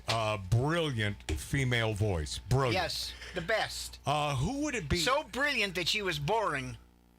Yeah, because it was. Am I right? I get that. Because she was so perfect. Yeah. She was her tone was so perfect. You're Okay, wait. right. Mel Torme. I liked Mel. Okay, but not your favorite? No. Hold on. Any guesses? I think I have it. Well, you have 3 guesses. This is my brother Mart. Buck Owens. I like Buck Owens. I do too. Okay, in that vein, let me take another. Hold on. Close to that vein. Let me take another shot. Close to that vein. Richard Starkey, a.k.a. Ringo Starr, greatest singer? Next. Yeah. Okay. Barry White. Hold on a second. What was that, Mark? Barry White. Barry White? Not even close to these. No. Keep going. So you're saying country singer? That's what I'm thinking. He could sing. He could great country. Glenn Campbell? Bingo! End of story. Did I get that? That was my favorite singer. No kidding. He's the only one when I worked with him a couple of times, I'd run around and sit in the audience to watch him because he followed me, and he was the best, absolutely the best. He seemed like one of the more affable, sweetest guys. Was he that way? He was very affable, and he loved to tell jokes. He would rather tell jokes than sing. Did he tell dirty jokes? Yes. Yeah. Well, we had his daughter, Debbie, here in person, Debbie Campbell, on the show. Sweetheart of a gal. Yeah. Talked about her dad when he was going through the Alzheimer's and all that stuff in the hospital. She said one thing he never, like they'd sit outside the hospital or whatever. He'd pick up his acoustic guitar, everything came back to him. He didn't forget a lick. Yes, that's true. But he couldn't remember her sometimes. Well, there are people. But he remembers how to play. Well, that's automatic, you know. Right. It's in the mind. That friggin'. That's why I'm funny at all times. Well, and Ronnie Schell, you are, but just comes naturally. But damn it, man, that nasty Alzheimer's, it can come at any moment. In fact, Ronnie, do you know where you are right now? Hello? What? Hello? You know? No. He's at the neighbor's house fighting the dogs off. By the way, happy 92nd birthday in December for that man, Ronnie Schell. 23rd. Yeah. 2 days before. I'm not. What's yours? 2 days before baby Jesus' birthday. 26. 26. So what do you think? What do you think about these Richard Mole haters out there? There are haters out there of Richard Mole. Mole from Night Court. I don't understand it. Well, they said that he died. And I think that that's the rudest thing you can say about one of the great thespians, not to mention what a great role in that Night Court. Don't you think he was great? You know something? I never watched Night Court, so I don't know. I did, because I like. And did you think Richard Mole was? Well, he played Bull. He was at the. Wasn't the other guy? Harry Anderson. Harry Anderson was the lead. Who? Harry Anderson? No, not him. The other guy. John Larroquette. Oh, John Larroquette. John Larroquette, in my opinion, brilliant. Brilliant comedic actor. He didn't age well. Oh, is that right? I haven't seen him recently. Well, I just made that up. I hope that. Is that right? So you haven't seen him either. I mean, Bull's character is hard to say, Ronnie, because he had one just note. Stood there. He had one note. Because he was the, what do you call those guys? Bailiff. The bailiff. He was the bailiff. If the truth be known, and it might as well be known, Richard Mole was on this show about 20 years ago. In person. And was he good? He was nasty. Why? He was a nasty guy. He wasn't a fun-loving guy. He was a bit almost as though he was playing his part in Night Court. Right, mean. Wait, Paul Lynde was also nasty? Oh, he was nasty. Was he? Yeah, but I loved him. Yeah. What are you doing here, Ronnie? Get over here. But he was acerbic and funny, right? The best. Yeah. He was one of my favorite. I worked with him a couple of times, and he was always hilarious. And I went on a location. You don't know about that, but that happens when you. Hey, I've done a movie or two. Okay. You know who he was in a movie with? My brother Matt. You know who he was in a movie with? Yeah, get ready. You ready for this? Yeah. Burt Reynolds. Burt Reynolds. How about that? Ronnie, come on, man. Really? You can't take that away from me. What? Is this before he? No, this is way after he passed. Yeah. Oh, yeah. Is this? What was the movie? Ronnie, they kept his lines down to a minimum, but Category 5. It's called Category 5. Category 5. I've never heard of it. Of course you have, but it's big in France. I'm huge. It's big in France. I'm huge in France. Yeah. Of course, I liked him very much. Yeah. You're talking about Paul Lynde. Paul Lynde. Yeah. Oh, I worked with him. I did the Paul Lynde show. And Temperatures Rising. That was the name of his show. And he was an administrator in a hospital. And he was absolutely... And I remember going on the night in Burbank one night, and Ronnie Schell, come over here. And I thought, uh-oh. Looks like I'm going to have to do some naughties. But he kept it straight. You've never done, because of you being a heterosexual male, although being in showbiz much of your life, you probably grew up an old school Democrat, and still you're probably not under the realization that your party has left you. right? Oh, and your party's doing great, right? Get out of here. They were. Pardon me. Compared to the Democrats, yes. I think they're both full of baloney. At least we still believe in America. We still God bless us. We still love the United States. I mentioned this earlier on the show. Bill freaking Clinton would be a Republican today. How does that sit with you? Yeah, that's true. I like. I tell you, you never get into politics. I know. I'm talking. Yes. I tell you, I feel bad about our country right now. Oh yeah, they're in terrible shape. Well, I mean, why do you think that's happening? What has happened? What do you think? I don't know. What's new over the past? Oh, I know. You're a Trumpite. No. What I am is an Americaite. I love America. Then, if you and wait a minute. Did you serve your country? You served our country. Did you serve your country? And for that, I did. I'm not old enough. I was in the Air Force 4 years. Yeah, and I love that, Ronnie. I could have been shot down anytime. Well, God bless you. Yeah. God bless you. And that's why you should look at this more like who we have. The administration right now, you know what I'm talking about. It's not an administration. It's a. I just wish it's a marionette. By the way, it's an embarrassment around the world. We are a big joke. I don't want to get. I'm a Democrat, or I'm a liberal, and I feel sorry that Biden's. But Ron, it's over. Hey Ron, I don't have a problem with liberals whatsoever. I do have a problem with lefties, woke lefties, but old school liberals, man. Hey Ron, you and I have been buddies for 35 friggin' years. Longer than that. We are diametrically opposed on paper. Right. When it comes to politics. That's but true. we're not. We agree we love each other. In the American way, in the values. We have both gone down and around with each other, have we not? Don't tell that to my son. No. He doesn't know what that means. No. Down and around. Hey Chris, this is fun having you. I have two sons, and this is the one that has a wife and a lovely granddaughter. And what do you do for a living, if you don't mind me asking? Are you in showbiz? Get on that mic. I'm not in showbiz. I work in sales for an internet marketing agency. Wow. So oh man, we need your help. Oh man. Oh. So did you serve also, Chris? I did not serve. Okay. No. Well, neither my sons, because they didn't have. There was no draft. Yeah. Well, hey, by the way, I missed the draft as well.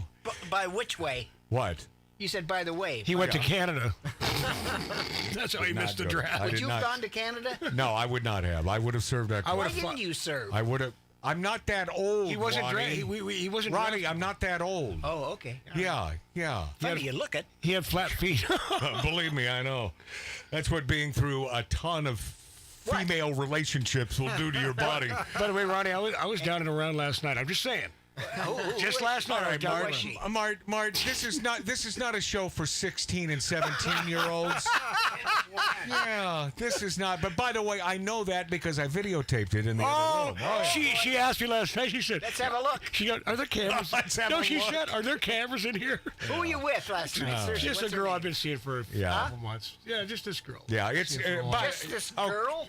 Hold on, Ronnie, we're being flippant about this, but punch in Brother Mart into RedTube, and you'll see what happened last night. Okay, that's immediately stupid. That's stupid. That's too easy.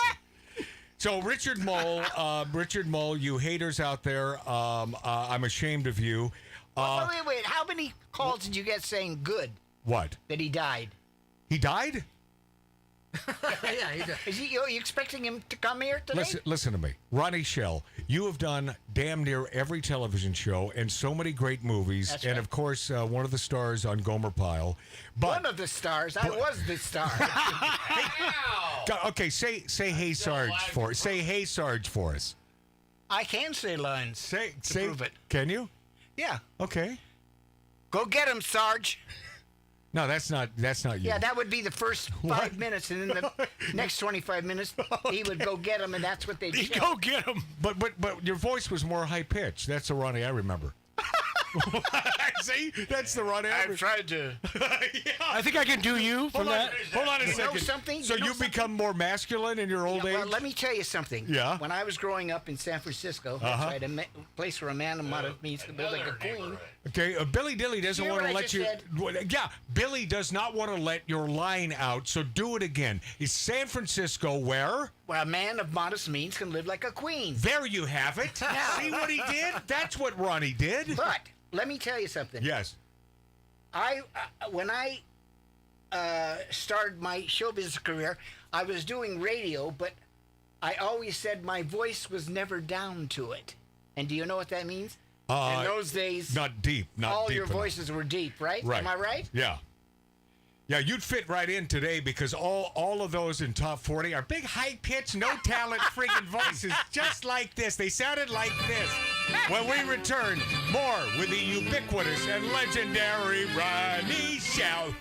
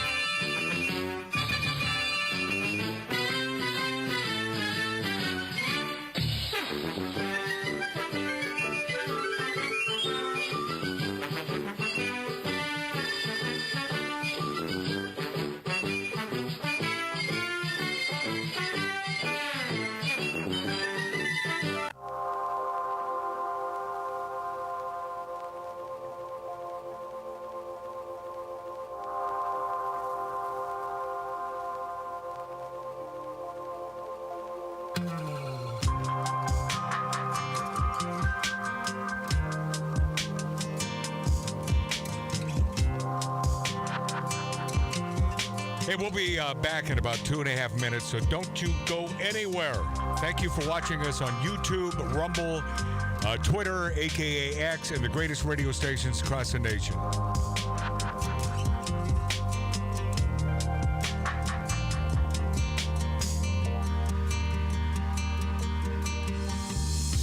I lie awake. I've gone to ground. I'm watching porn in my hotel dressing gown. And now I dream of you, but I still believe there's only enough for one in this lonely hotel suite. The journey's long, and I feel so bad. I'm thinking back to the last day we had. Old moon fades into the new. Soon I know I'll be back with you. I'm nearly with you. I'm nearly with you.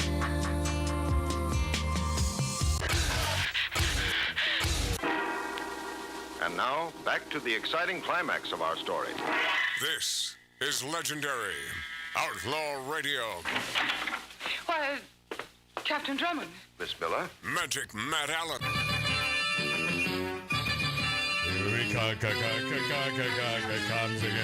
You know, he's the man with only one theme song, my friends.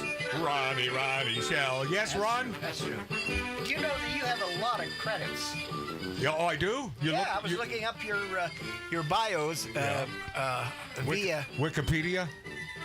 I don't know where it was. Were you trying to? You've done a lot of work. Hey, Ron, were you trying to impress your son No, I can't impress him. My myriad. He lives around me, so we don't do anything. Where's that wonderful thing I brought? Which now what would that? Ronnie Schell. What does that mean? I was in Canada 2 weeks ago doing a big show, and hold on a your second. show came on. Ronnie Schell, G2, Jason the Condor, Battle of Planets. The Planets. 156 episodes. Duke Gomer Pyle, USMC. 90 episodes. Ricky Raccoon. Who's that? I mean, except the Beatles song. Did you ever watch Shirt Tales? No. Oh, you were a voice. That's right. You were a voice on. Oh, that's right. Did a lot of voices. Yeah. Did a lot of voices. It comes back to Who me. was my most famous voice? And it was more in Canada than the United States. Did you not? Peter Puck.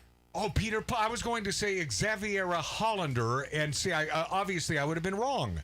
Who'd you say? Well, a cartoon voice. What's the voice? I don't.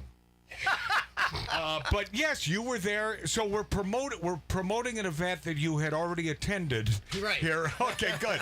That's great. But the good news is you were well received in Canada, correct? They love you there.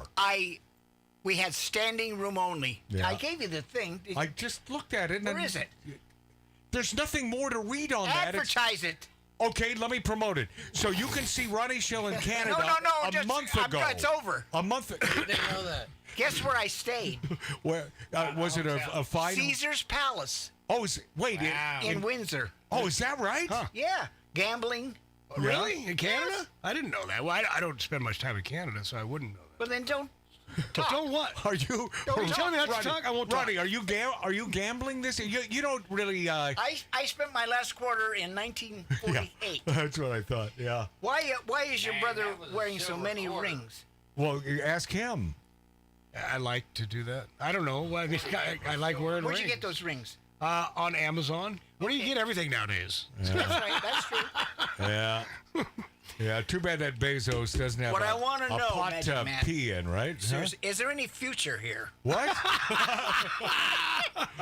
Is this You going to mean, go anywhere? you mean with today's show, or? Yeah. No, I mean your career. Where are you going to go? Is there going to be something after this?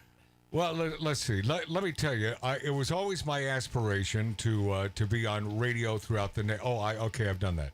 It was always my aspiration to be the #1 afternoon guy in New York, Los Angeles. Wait a minute. Oh, wait, I've already done that. Yeah, done Okay, that. but it was always my It was always my aspiration to take Outlaw Radio, this specific radio show here, and be on television with this. And then I discovered that the networks are dead, and if you're not a television show on YouTube, on Rumble, on Twitter, aka X, then it simply doesn't matter. So, I've always been a Luddite, so I've always thought in the old way. But then about a year ago, I said, okay, I succumb, I give, and now this show is on all of those platforms, but you have to punch in Magic Matt's Outlaw Radio because we have so many folks out there who stole Outlaw Radio, my moniker, so many years ago. Do I have the cash to sue all of them? Yes, but I don't want to. No, of course I don't. Why? But why what? Why do you not want to? I don't want to put more money into attorneys' coffers, and P.S. It would take forever, and I probably wouldn't win.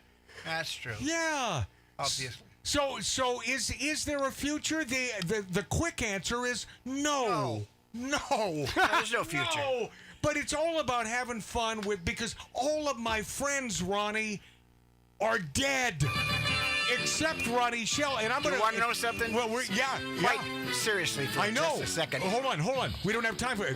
This is what we're going to discuss when we return. I'd be glad to discuss. Ronnie, all my friends that have gone. Because Ronnie being 91 and me not even being close to 91, all of my friends are dead because all of my friends have been 20 to 30 plus older. I see what you mean. Yeah, we'll be this after back on Magic Matt's Outlaw Radio.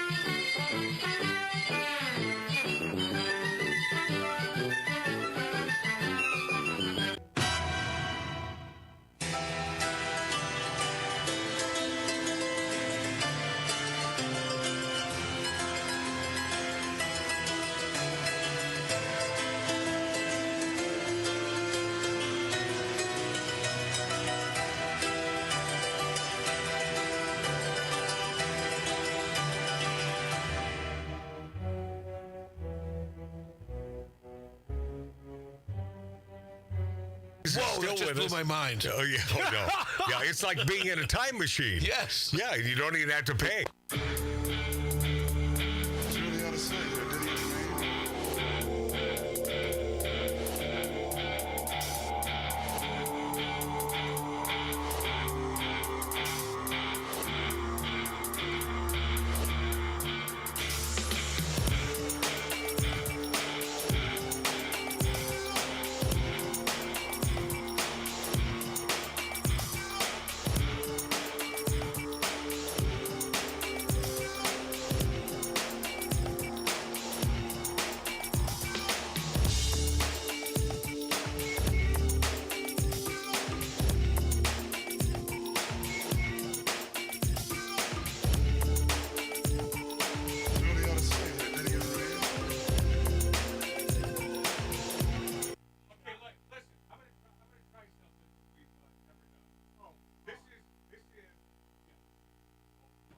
Okay, I'm going to try something we've never done. This is for those who are watching us live on YouTube, on Rumble, on Twitter.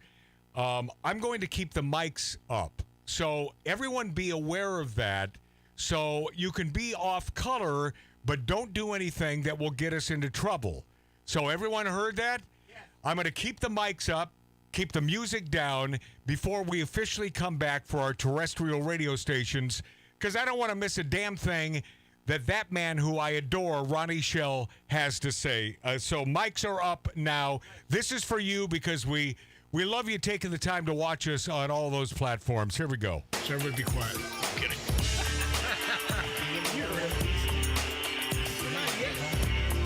Ronnie, you have one cigar, a full one you just lit, and you want another one already.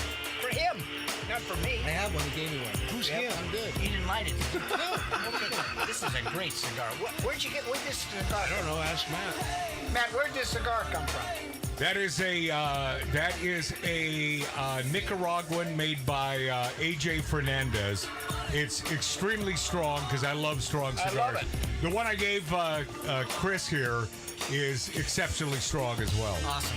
But it's complex. You'll like it, I think. Can't What's wait. complex? In fact, I know. What does that mean? It's full like- body. Meaning, well, complex, meaning like a great red wine that's excellent. It would be complex, has a bunch of different. This is a complex wine I'm drinking, and I like it. Upper palate, Yeah. My question to you, Magic Man. Yeah. What do you do when the show is not working? What do you do at night? Seriously. Hold on. Okay. It's a good question, though, isn't it? There's a lot of... What's he do every night?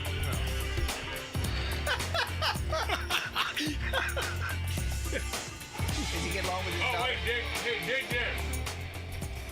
dig this. I'm listening. So obviously, the aforementioned Lori Downey Jr. is watching on YouTube. She says in 1980 or 1981, I did my first industrial for Hallmark greeting cards, shirt tails. I had no idea all these years Ronnie did shirt tails. That's right. I played Ricky How about the that? Raccoon. How is she doing? Where were you contacting her? What? I didn't contact her. She reached out to me. When? Where? Just now on Where my is she? phone. Man, he is so specific. Oh, no, he always wants. Get her over here. He'd be great in an interrogation room, I'm telling you. Put the light on her face, like, where is she? What's she doing? Oh, yeah, What are he you would doing? be. What are you- Huh? And the guy's just sweating bullets going, okay, I did it. Where is she? Seriously. I don't know. She lives on the other side of the valley now. But it doesn't mean she's there. She doesn't do your show anymore? She's a gallivanter. She does Who go knows on where the sometimes. hell she She is? doesn't do his show anymore? She doesn't produce the show, but she does stop by once in a while. Check. Check, please. Yeah, and hence the read. Yeah, so, yeah. I liked her. She's a good lady. No, she was good. Yeah, God she rest is- her soul. She is a good lady. Oh. God bless her soul. Rest in peace. Did she love her husband? Morton Downey? Yeah, of course she did. Yeah. I believe so. I wasn't there, but as far as I've witnessed... Hell of a lot more than she liked me. Now that could be true. Good. I'm not going to touch that one. Oh, Billy You remember- Dilly. Chris, do you remember? Yeah, of course. Chris remembers. Oh, Morton And he Downey. was only 12. That's true. Morton Used Downey. to flick the cigarettes. Morton Downey Jr. was he was ahead of his. I mean, he was not ahead of his. Well, he was the first Jerry Springer. Exactly. He did all that stuff. He was a show. Yeah. Oh, yeah. Lung cancer. All after him. But Don't even mention it. No? Yeah. So what do you do all week? Well, I do construction for a day job. You know, I still record music, write music. Last band I was in, live, I played the Whiskey on New Year's Eve with LA Guns. And that was about 3 years ago. It was like right before the fake pandemic hit. And so that was a good show. But I haven't played live since then. I've been offered gigs. I'm like, I don't want to get back. Hey, Mart, I said don't say anything that would get us into trouble. You don't say anything is good. I did. Don't make a reference to that. He slipped something in. Because we have been thrown off YouTube many times for those specific things. Yeah. Good to know. I apologize. Panic attack. But yeah, so I still record. I got my instruments in the house, and I love doing that. But to eat and survive, I got to show business tough, man. Okay. God knows Let's get the hell out of here. Okay? I know what the hell, Ron. Let's go fishing or something. Doohickey, the doohickey that rolls. Hi, this is Meatloaf. Okay, kids, you know what time it is? You know what time it is? It's Outlaw Radio time! Our main event! Outlaw Radio. Hi, this is Sean Young on Outlaw Radio.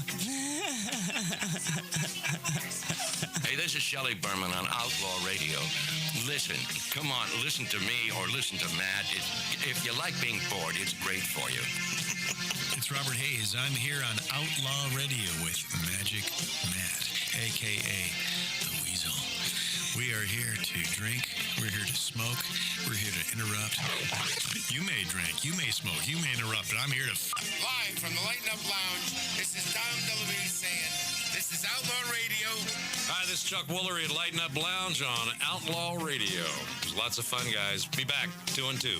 Hi, this is Gilbert Gottfried, and you're listening to Outlaw Radio, where we smoke, we drink, and occasionally we bother people who look old and weak. Hi, this is Rick Dees with Magic Matt, a.k.a. Mr. Cigar, in the Lighten Up Lounge. We drink, we smoke, we interrupt.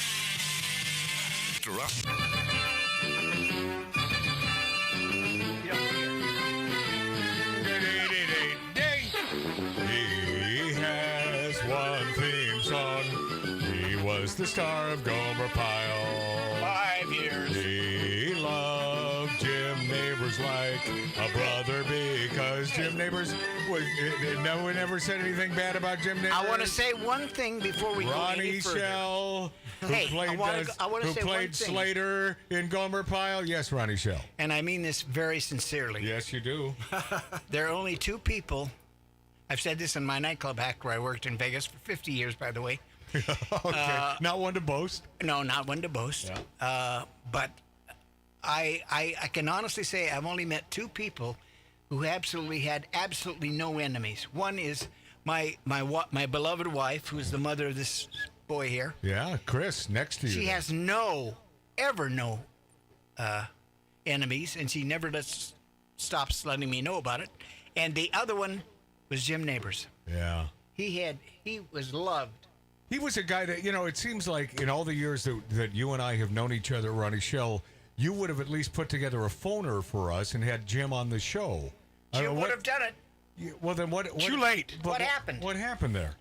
Well, I will tell you that Ronnie has been not only magnanimous, but one of those great guys who, in the beginning of Magic Matt's Outlaw Radio, now on YouTube, on Rumble.com, and on Twitter, he's one of those guys that was always so gracious in bringing tremendous showbiz friends over. That's true. Including one of my favorite guys who passed away. Geez, now is it 15 years ago? 20?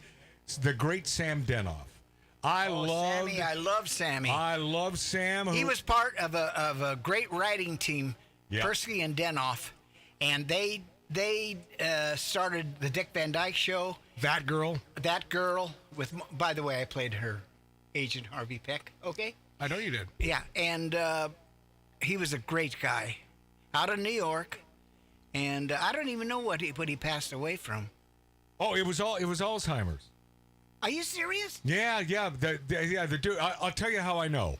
How do you know? In fact, I'll set this up for you. Let me find this. I'm producing, so I got to find this stuff. Okay. Okay. So dig this. Listen to this. This was a phone call I received when we were broad chasing. I meant to say casting, and you know I did. From the hills of Encino, California. Oh yeah, I remember. This is a phone call that was left on my answering machine. Jerry Lewis. Hello, it's from Matt Allen. Please call Jerry Lewis at 702. Thank you. Okay. Now here, hold on. Oh, is that the only one? It's Jerry Lewis. Okay. Jerry Lewis? So that's Jerry Lewis leaving me a message. Now, why? Because he was inquiring about his dear friend, Sam Denoff. Is that right? He wanted to know, he heard that he was in bad shape and wanted to know, and I'm thinking to myself, JL, as his buds call. And you know that, Ron, right? Absolutely. You'd call him JL. Yeah, that's right. Hi, JL. Hi, JL. So he wanted to know how he went, and I'm thinking, JL, why do you have to reach out to me? You couldn't call his son? But he did. I guess JL, Jerry Lewis, wasn't that sort of guy. No, he wasn't really a demonstrative guy, right? No. But Ron, you're not demonstrative either. No, I'm not. No. If you ask me something, I tell you the truth. No, that's not what. You're not following me. Oh, you're okay. not a hugger. You're not really a hugger. No. No. And I like to dance. And long walks on the beach. Oh yeah. I'm accused of being loving to dip. Yeah.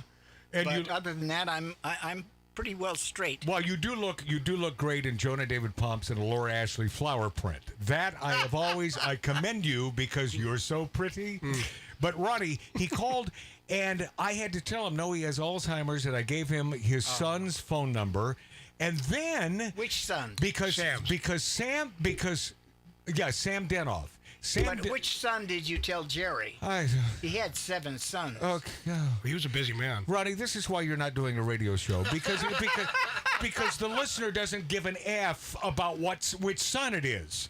They barely know Denoff, and I'm trying to make Denoff interesting because I love him so much. Okay, I'm sorry. No apology I've never been so embarrassed. No, Ron, that's impossible. But Ronnie Schell. Sam Denoff was part of a writing team, Persky Denoff, here in Los Angeles, and they wrote they created that girl from Arlo Thomas. That's right. Yeah, and they fixed sitcoms. They were show fixers. Yes. And this man loved his stogies. He would call them heaters. That's true. That's true. He loved the heaters. He said, Matty, do you have a heater? And I always had a heater. Always had a stogie for Sam Denoff. Did you know him? You brought him to the show, Ron. He was over our show I remember that. You brought Sam, every weekend he was at the show. You brought Sam Denoff over to the show. Yes. But about a year before that, Sam Denoff brought me over backstage to the Jerry Lewis Telethon when they were conducting this at CBS Television City here in Hollywood, and because he knew what a fan of Jerry Lewis I happen to be. So we're gonna get into that. Okay, later. yes we are. Yes we are, Ronnie. And so he took me into the trailer behind CBS, the offices of the Jerry Lewis Telethon, Labor Day Telethon. Yes. And I met Jerry, and we hit it off. Yeah, that's good. We did. We hit it off because as Jerry is walking from the end of the trailer and walking out, his lovely gal, redheaded, his personal assistant for years, beautiful, lovely woman. Oh, redhead? Yeah, that redheaded gal, you know. That, Lucille Ball? Yeah, right. Yeah. So Lucille is now introducing, Sam introduced me, Jerry Lewis, Magic Matt Allen. Now, I'd never met the man, and I grew up with this guy.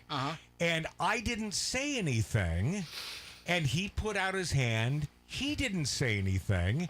We shook hands, and before anyone could say anything, I simply said the words, "Mom peaced." He then takes his hand away, he steps back, and he looks at me. He looks up and down and stares at me. And he pauses. perfect comedic timing, by the way. Yes. And said, "No, Matt, Mom Feast." And I said, "It's no Mom." idea what- I said, "It's Mom Feast." He said, all these years I thought it was Mom Feast." "No, it's Mom Feast. It's a French word." He said, "That's why I used it." It's from the movie Hardly Working. So I'm the guy that saw that damn movie and knew that scene, and so we hit it off instantly. That is so boring. And Sam Denoff said to me, he said, "Matt, don't you want to ask Jerry something?" I said, "Yes, would you be on my radio show?" Jerry said, "Yes, absolutely, I'll do it." Now, as we left that day, and Jerry and I talked for a couple more minutes, but as I left that day, Yes. Sam Denoff gave me words of advice. He said, "Matt, jump on this now because he does not do radio. Yeah. So book it now." Well, like a friggin' idiot, I didn't. I let time slip away. Now fast forward to this phone call here. Jerry Lewis. Hello, it's from Matt Allen. Please call Jerry Lewis at 702. So that's Jerry inquiring about the health of my dear friend and your dear friend, Sam Denoff. Yes. After I explained that you need to contact his son and he has Alzheimer's and so on, I said, "Mr. Lewis," I said, "so I think it's time you do the radio show." What radio show? I said, "The radio show you agreed to do when Sam introduced us," and he said, "I don't do radio." He said, Sam sort of explained that, and he said, "I don't." I said, "Why?" He said, "Because no one knows who's talking at the time." And he said, "I don't." I said, "I'm a TV guy. I'm a movie guy." I said, but I had to do it. I said, "But Mr. Lewis, you agreed to do my show." He said, "I don't know about that." And by the way, Ronnie Schell, does this not sound like Jerry Lewis? Absolutely. All right? Absolutely. Did you work with the man? Get on the mic. Did you work with Jerry? Did I ever work with Jerry Lewis? Yes. I'll tell you where. Yeah? I worked at the Comedy Room in Los Angeles one night during and he was very, very nice to me. Yeah. It was during the telethon. Yes, it was the telethon. Thank you, Chris. He doing the telethon, and I did 10 minutes, and he was naturally. I had people looking. Be sure and look at him and see if he's laughing. Okay, look at Jerry. Yeah, he was great. Yeah. And so that was the only time I ever worked with him, but he was very, very loyal in those. A lot of people did not like him. Did you know that? Oh, of course I know that. That's why I said, does this sound like Jerry? Jerry was not the easiest guy to get along with, but I've always given him credit because the man knew what he wanted. He was a perfectionist and simply did not suffer fools. That's true. So in this day and age, can you imagine he couldn't get anything done? No. Because you look at someone in their 20s today the wrong way. Oh, my God. I'm calling HR. Oh, they're calling HR. They're in with HR, and they're offended. They're instantly offended. Yeah. Bunch of pussies. And P.S. Ronnie Schell, the legendary Ronnie Schell. Speaking. Are you interrupting? Are you interrupting my thought, Ronnie? No, go ahead. Ronnie. I know, I'm enjoying this. Is this a tough time for you being a huge supporter of Hamas and all? Is this? Look, I every Friday, and I invited you. Get on the mic. And I invited you to come to the farmers market. Market. Are you still having you that? And your brother? Are you still having that get together? Every Friday, I'm the only goyim. I'm the only Gentile there. Okay, hold on. Before you continue, Mark, can we? You're not working now, Mark. So let's get our ass over there. To Dale. I didn't invite him. Okay.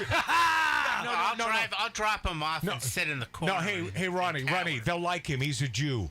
Yeah. Oh, yeah. Yes, I am. Yeah. He's one of them. That's great. Yeah. Well, I'm the only goyim out of 6 people. Well, I'm sorry, but no, trife isn't allowed. The what?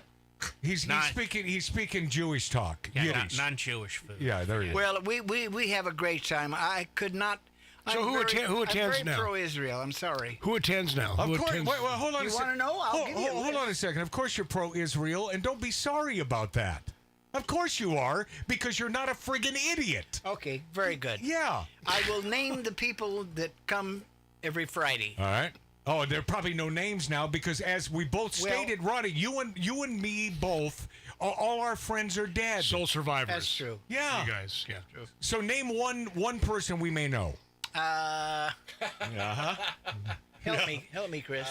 Chris, have you been to one? Have you been to one of these luncheons? A while ago. You did. When there were names. When there were names. You know what, Chris? I'm with you. That's Enough for that, Chris. I'll do the comedy. Yeah, Chris has no time for this anymore. Yeah, when Harvey Korman died, that was it. That was it. It's all over. Yeah. I'll tell you the truth. Yeah. We meet every Friday. We have a list of very funny Jewish people, All right. and not any of them.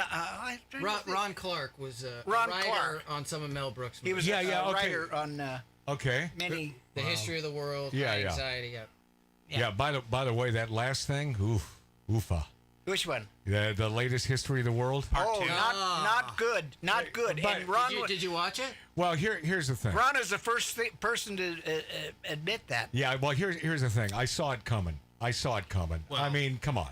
Do you want to know the Sykes. story? There you go. Yeah, I'd love to. Ronnie Schell. He thinks it's great. Who does? Mel. Mel? Mel. Yeah. Oh. He does. He watches it and Yeah, but Mel is about 102 years old. and has about $102 billion. Yeah, but I'm telling you what. I bet he'd pay that 102 million to have his youth back to be 91 again. Oh man. Right, Ronnie? Yes, absolutely right. Yeah. He's a very, very, very nice man too. And what a smart guy, witty, great producer, writer. Three of the greatest comedies of all time. Yeah. Young Blazing Frankenstein. Saddles. Blazing Saddles. Right. Producers? The producers? Young Frankenstein. And Young Frankenstein. Yeah. One of my favorite. Do you know what my favorite is? Huh. High Anxiety. Oh, yeah, that's a funny movie. It's a great movie. Yeah. It's a great movie. Yeah, it is. But I mean, Young Frankenstein, so many lines are still used to this day from that movie. And Chris, you're shaking your head. Yes, you're a young guy, I can tell, but you grew up with this guy. Absolutely. Your dad. So you got me educated. Yes, I love it. Yeah, he knows all this. But, of course. But P.S., any movie with Terry Garr back in the day, God. sign me up. Chris is giving a thumbs up on that. Oh, I once invited this was before I knew your mother. Okay. Chris, plug your ears. Hold on a second. Doing a special with CBS. Hold on. I don't know if that was off mic, but Ronnie just mentioned to his son, this is way before I knew your mother. This is way before. Okay, yeah, Ronnie? But Terry Garr was in the line. She was a dancer. And I invited her to come to Chicago with me. Uh-oh. Oh, boy. She turned me down. That could have been your mom, Chris. I know. Yeah. My mom went to high school with Terry Garr. Yes. Oh, is that right? Yeah, That's right. North Hollywood High. Look at you go, Ronnie. Yeah, I North love Hollywood that. High. Oh, I love that. I love that gal. My dearly departed buddy, Milt Larson, owner, creator of the Magic that's Castle. right.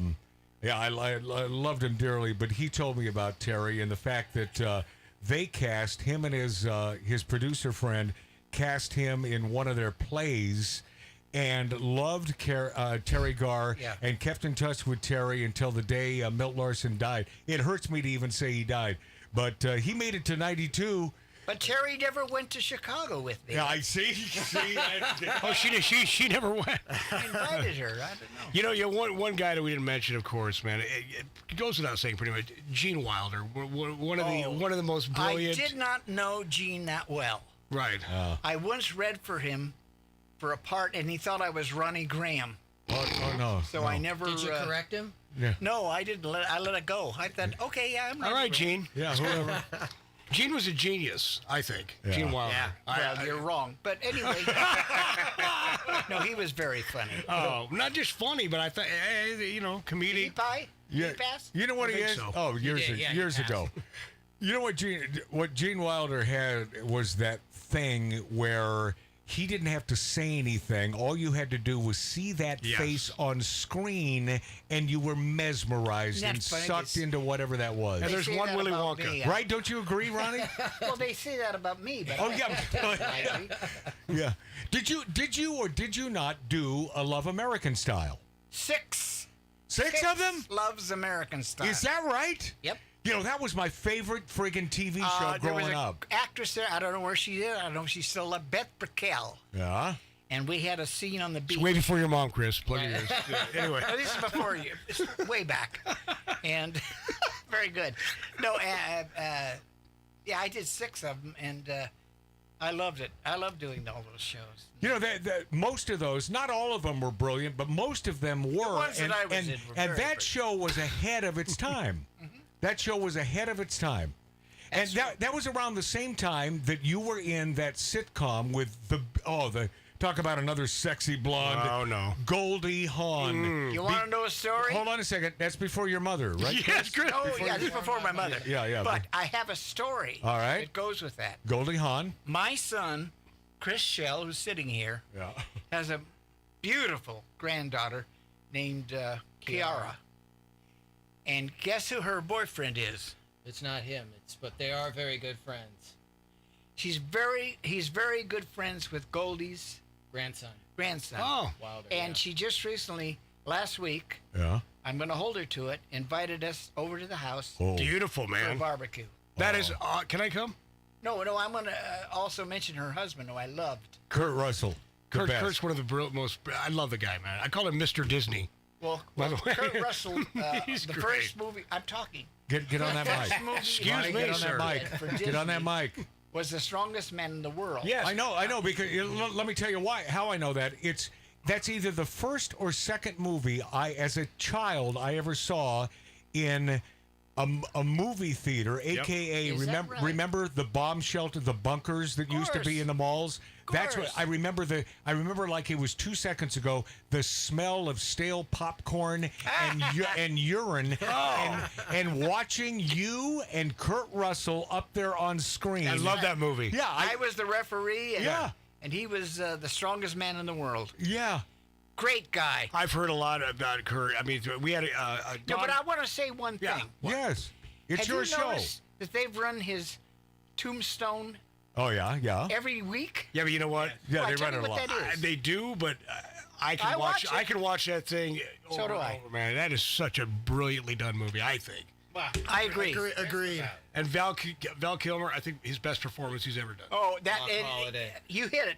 He just said it. No. Val Kilmer, bar that was bar the none. greatest movement he bar, ever did. Bar none.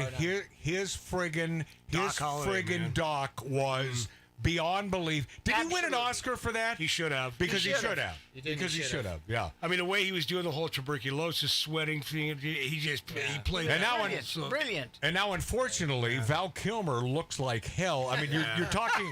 No, the guy is on his. some bad stuff. He's on his last leg, man. He doesn't look good. No. Yeah, Well, let me ask you this: Yeah. Is What? his voice gone?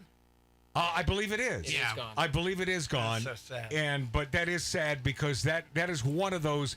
He happens to be one of those talented thespians. Yeah. And we both had the same publicist, and that publicist, God rest his soul, Mike Venema. I loved him dearly. I knew Mike. You knew Mike? Okay.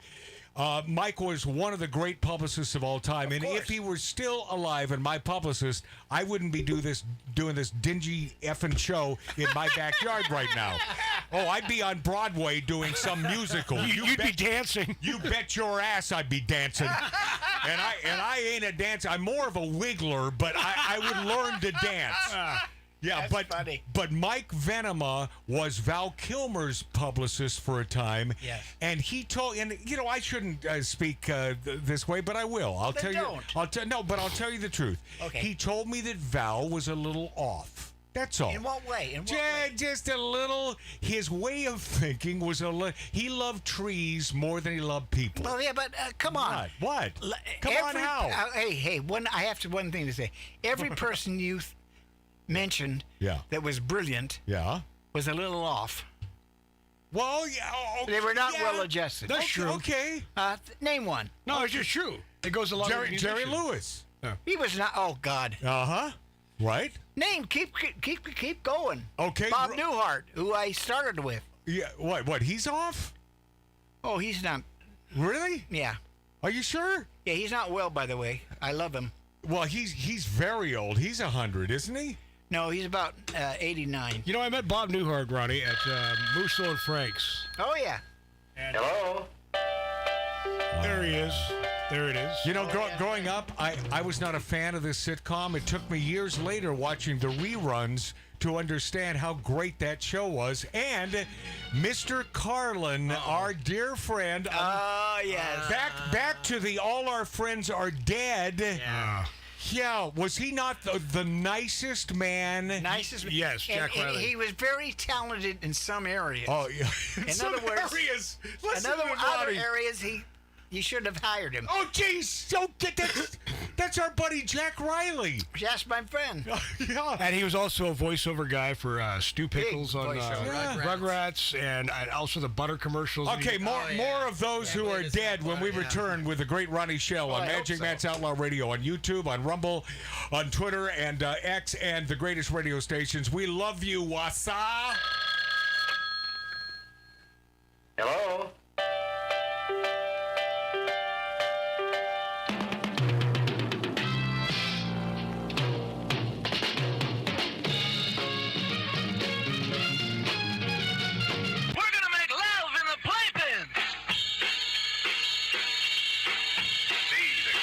True revelations of the Playpen. Wild, new, bold realism. The Playpen. Fresh new actors in startling scenes. Men are all animals. I'll show you how to make them pay. Many scenes filmed where it happened by those still living that it happened to. Life that bursts into torment and screaming reality. Get away from my bed! You're not my real pa, you dirty old man! An offbeat sneaker of a motion picture that has confounded critics and producers as it went against all rules and taboos of picture making to bring stark reality to the screen. See The Playpen! Trapped in a dive bar on the politically incorrect side of the tracks. Radio from the Hollywood fringe. Smoking, drinking, interrupting. Outlaw Radio with Magic Matt Allen.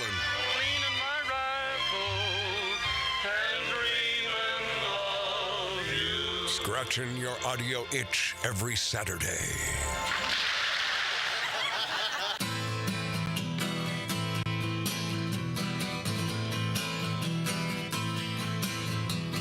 You say you will love me if I have to go. You'll be thinking of me. Somehow I will know. Someday when I'm lonely, wishing you weren't so far away, then I will remember things we said today. You say you'll be mine, girl, till the end of time. These days, such a kind girl seems so hard to find. Someday when we're dreaming, deep in love, not a lot to say, then we will remember things we said today. Me, I'm just a lucky guy.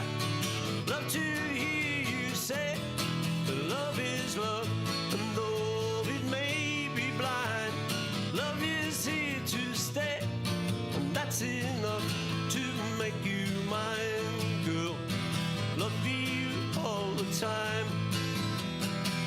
Oh, you little hang on, no, wrong words. And this is that kind of show, I can stop. Recording studio. I reckon we've got an edit point here. Be the only one. Trouble is, of course, these lyrics, which have only been printed for millions of years, are wrong. Just you read them, you go, you'd think they'd have it by now. Well, mind you think I would. Okay. I'm just a lucky kind. Love to hear you say, love is love,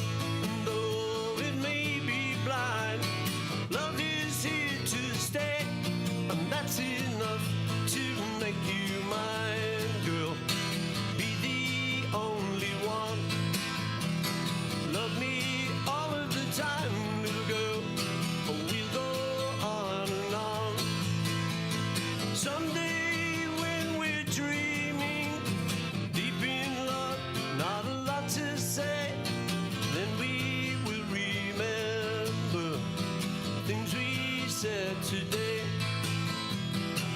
And we will remember things that we said today.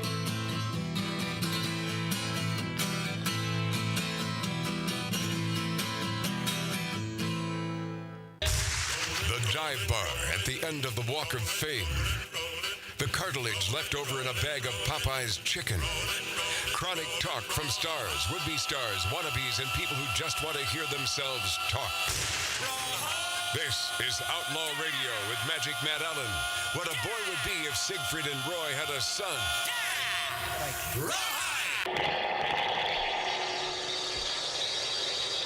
Oh, yeah. Welcome back, my friends. Hey. Welcome back, my friendlies. The great Ronnie Schell. Hey, you know what I mean? Legendary Ronnie Schell from TV, from movies, from stand-up for 50 years. Stand-up in Las Vegas for 50 stinking years. I worked with every. I was thinking about this the other day. I worked with every. Because, you know, the comedians usually open up for the star, which is the singer.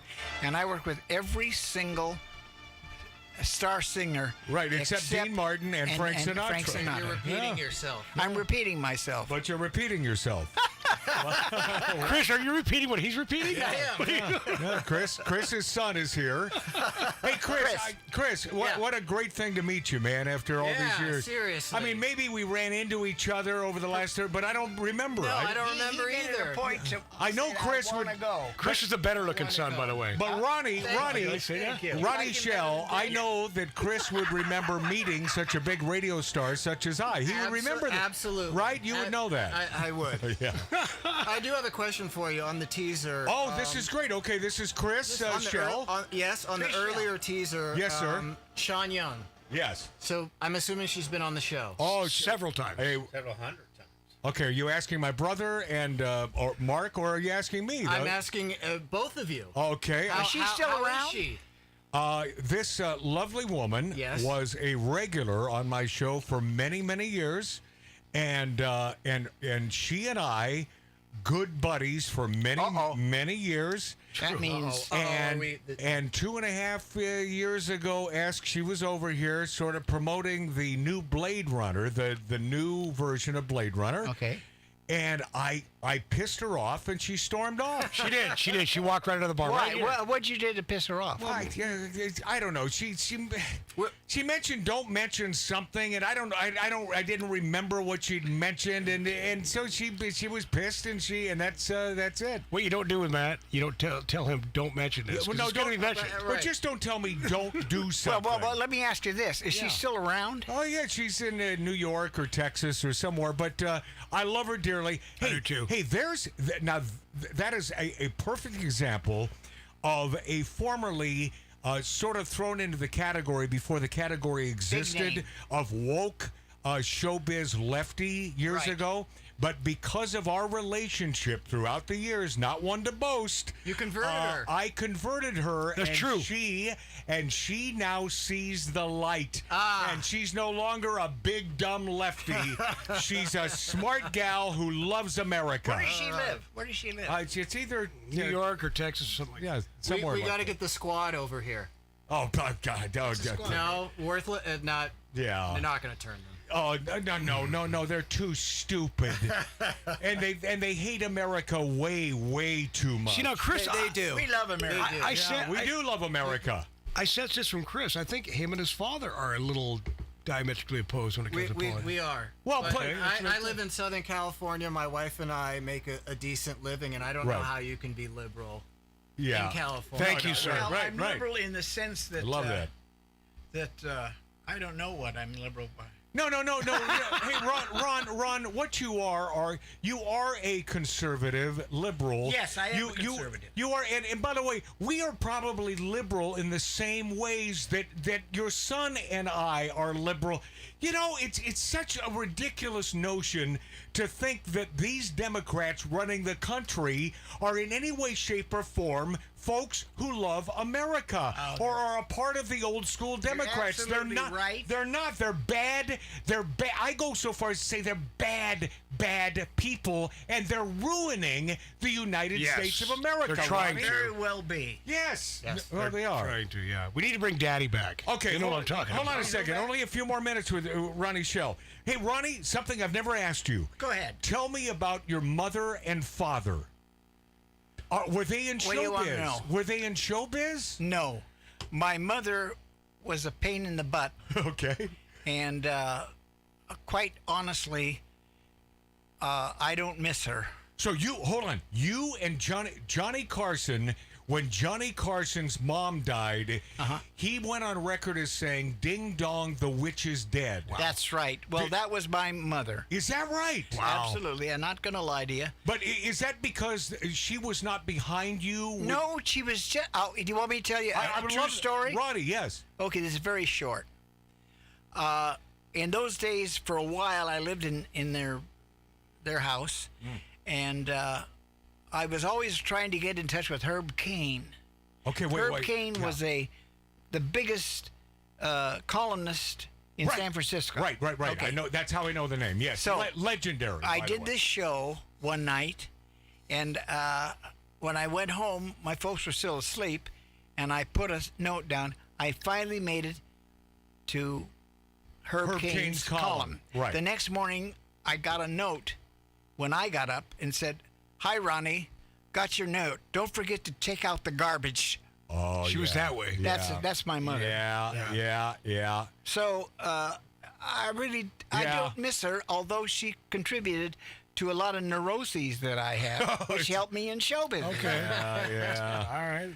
Yeah. Did you find though that your mother not backing you in your career decision, that it propelled you even more? It kicked you in the butt even more to be a success? Very true. Very true. So what happened? Well, no, you're not hearing my punchline there. Wait a minute. See, I'm being flippant. I see what you mean. I'm pulling a Ronnie. But I didn't really make it. I'm pulling. Nice try, though. I'll give you another little short story. Ronnie Schell, yes. I think you'll find this interesting. All right. Yeah. I was working in a room in San Jose called the Safari Room. Yeah. And I was working with a very funny comedy team called Gaylord and Holiday. I don't know if you remember them. You probably don't because you don't know anything about that. And so I went on first, and they were the headliners, and my folks came to see me, and they were sitting there. And so I did my act, and when it was over, I went back, and I came to their table while Gaylord and Holiday were on, and as I sat next to them, my dad said, "Now they're funny." Wow. Oh, wow. God. Whoa, man. It's the story of my career. Wow. Jeez, that's your grandparents, Chris. I know. Wow. I've never heard that story. That's a true story. Wow. Yeah. Why? Yeah. Why? Why'd you bring the room down? Yeah, but maybe it was that time. Maybe it was simply that time, because you hear those stories. Well, of that time, because we're talking about parents who were born in the 1800s. Well, they didn't know showbiz either. Yeah, they didn't get it. They didn't get it. That's it. Yeah. My mother and father never got it, and so when they passed. But were you on before I'm not finished. Yeah, but you were playing Duke Slater on Gomer Pyle USMC when they were still alive. Yes, that's true. Did they finally come to grips with your start? No, Never did. Still didn't. No. Did they watch the show?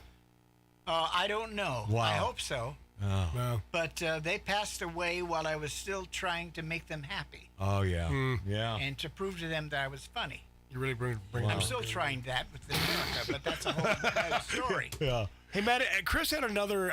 I found this interesting during the break. He brought up Robert Hayes because he heard Robert Hayes drop in there at some point. And Ronnie said, wow, that guy should have been bigger. No, you said. I said, Chris said, why wasn't he a bigger star? He is a big star. That's a good. I mean, Matt, you go ahead. What do you do after? Okay, hold on. So he did some Disney stuff and a bunch of other movies, but I will tell you something. This is, I love your son, Chris Schell, Ronnie Schell's son, because when I first met Bob Hayes some 30 years ago at the Magic Castle Owl Bar. We're all quaffing quite a few and smoking cigars, Milt Larson and my own self, and Milt is the one that introduced me to Robert Hayes, a.k.a. Captain Stryker of Airplane Fan, of course. who, by the way, was on the show last Saturday. He was. Awesome. He was? From where? And P.S. Received great notes about that interview being one of the best with Robert so far. He's probably one of the greatest guys in this Where does biz. he live? In Hawaii? Yeah, he's now in Hawaii. That's what I thought. But here's the deal with Bobby Hayes. Okay. After meeting Bob, because I would be at the Magic Castle at least twice a week. Yes. And sitting there with Milt Larson, I said, thank you for introducing me to a guy that I just love dearly. And, how do you not love the Airplane movies? The best. The best. The funniest movies of all time. If you don't mind me saying. The funniest movie was Airplane. Yeah, Airplane. Yes. You bet your Funniest. ass. You bet. Funniest of all time. Yes. I've said that many times. That's one of the... It is. If not the funniest movie. It goes down in history as that. Leslie Nielsen, Robert Hayes. If you see it, name it. Yeah, absolutely. It's like, But my question, this is, Chris, I promise you on my daughter, I'm not making this up. I said to Milt, I'm surprised that guy is not a bigger star. That was 30 friggin' years ago. Yeah. But because he's one of those guys who is a real guy, and he's he's a man's man and a sweetheart, and if you look at a picture of Hollywood scum, he would be the exact opposite of that guy. That's true. That he just sort of did the things he liked. He made a few $1 million. He had a happy day. He still worked with his hand. He's a craftsman as well. Is he happy? That's the question. Well, I think, I got to tell you something, Ronnie. I do believe that Robert Hayes is a happy man. Now he is, yes. He's now I'm going to... What? Get on mic there, Ronnie Schell. I'm going to squash all this by saying something, and I've said it to my son. Yeah? Both my sons. Yeah. I don't think life brings happiness. Well, I mean, what? But hold on a second. Lasting happiness. But what do you have to compare it to? Life is all we know. Well, okay. Do you think it's been a wonderful life? Well, here's the thing. We have no other life to compare it to, so I would like to sort of abridge that by saying that life is life. Period. But I'm kind of with Ron. You haven't really answered the question. I'm kind of with Ronnie on this, though, because... Well, of course you are, Mark, because you're not a deep thinker. No, I wouldn't say that. But you're not a deep thinker. You love to attack me. It's up and down. So stupid, but... of course it's up and down, but that's... Yes. But why can't it be, I've had a happy life? Oh, no, and I understand that. Why can't it be that at some pinnacle of your life or your career move, it doesn't stay that way and keep building instead of, oh God, so now there's wait, I did the Tonight Show 5 times. That's Ronnie Schell with Johnny Carson. Six times. So I did the Tonight Show 6 friggin' times. It can't get this is it. This is the epitome. It's only going to get better.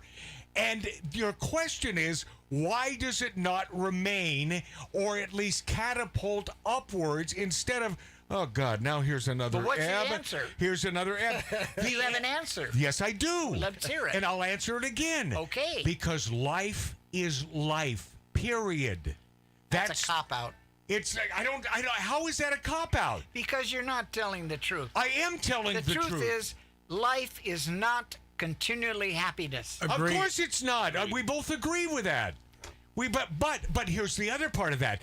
If you are continually happy, then what in the hell do you have that to compare to and to look forward to? Then that happiness now no longer is happiness. That's just run of the mill. Your everyday. No, you die. You have to have something to look forward to. Yeah, exactly. Right. You can't just have happiness. No, you can't. You have to and see. I'd like to try it. You wouldn't appreciate happiness. But I'd like to try it. Exactly, Chris. You would not appreciate it if indeed there weren't ebbs and flows. Wouldn't you like to try it, though? Yeah, well, yeah. At this stage of the game, of course. But I just don't. Yeah, you know what? It's not the way it works. That's what I'm saying. It doesn't work that way. Weren't you on the Mouseketeers at one time? Well, weren't you Mr. Bowman or Bowman? Weren't you, Ronnie? You were, right? No, I was never a Musketeer. Yeah, but you were on that show. You were on one of the... Oh, you were on Groucho Marx, You Bet Your Life. That's right. I won this, and I guessed the secret word, table. And I won an extra $600. Did you really? Yes. And he was very nice to me. Yeah. Very nice to me. How about that Jay Leno trying to do a version of You Bet Your Life? Oh, I don't like it. Well, let me explain. I can explain this. Maybe I can't explain life, but I can distill this down. That. The show You Bet Your Life was only on the air for one reason: to give a brilliant man called Groucho Marx, a vehicle to perform. So when you're doing a You Bet Your Life, it's nonsensical. There's no reason for it. The only reason that exists is because of Groucho friggin' Marx. Bingo! All right, we'll be this after back. More of Ronnie Schell on Magic Matt's Outlaw Radio on YouTube, Rumble, X, a.k.a. Twitter, and the greatest radio stations in America. Thank you for being there.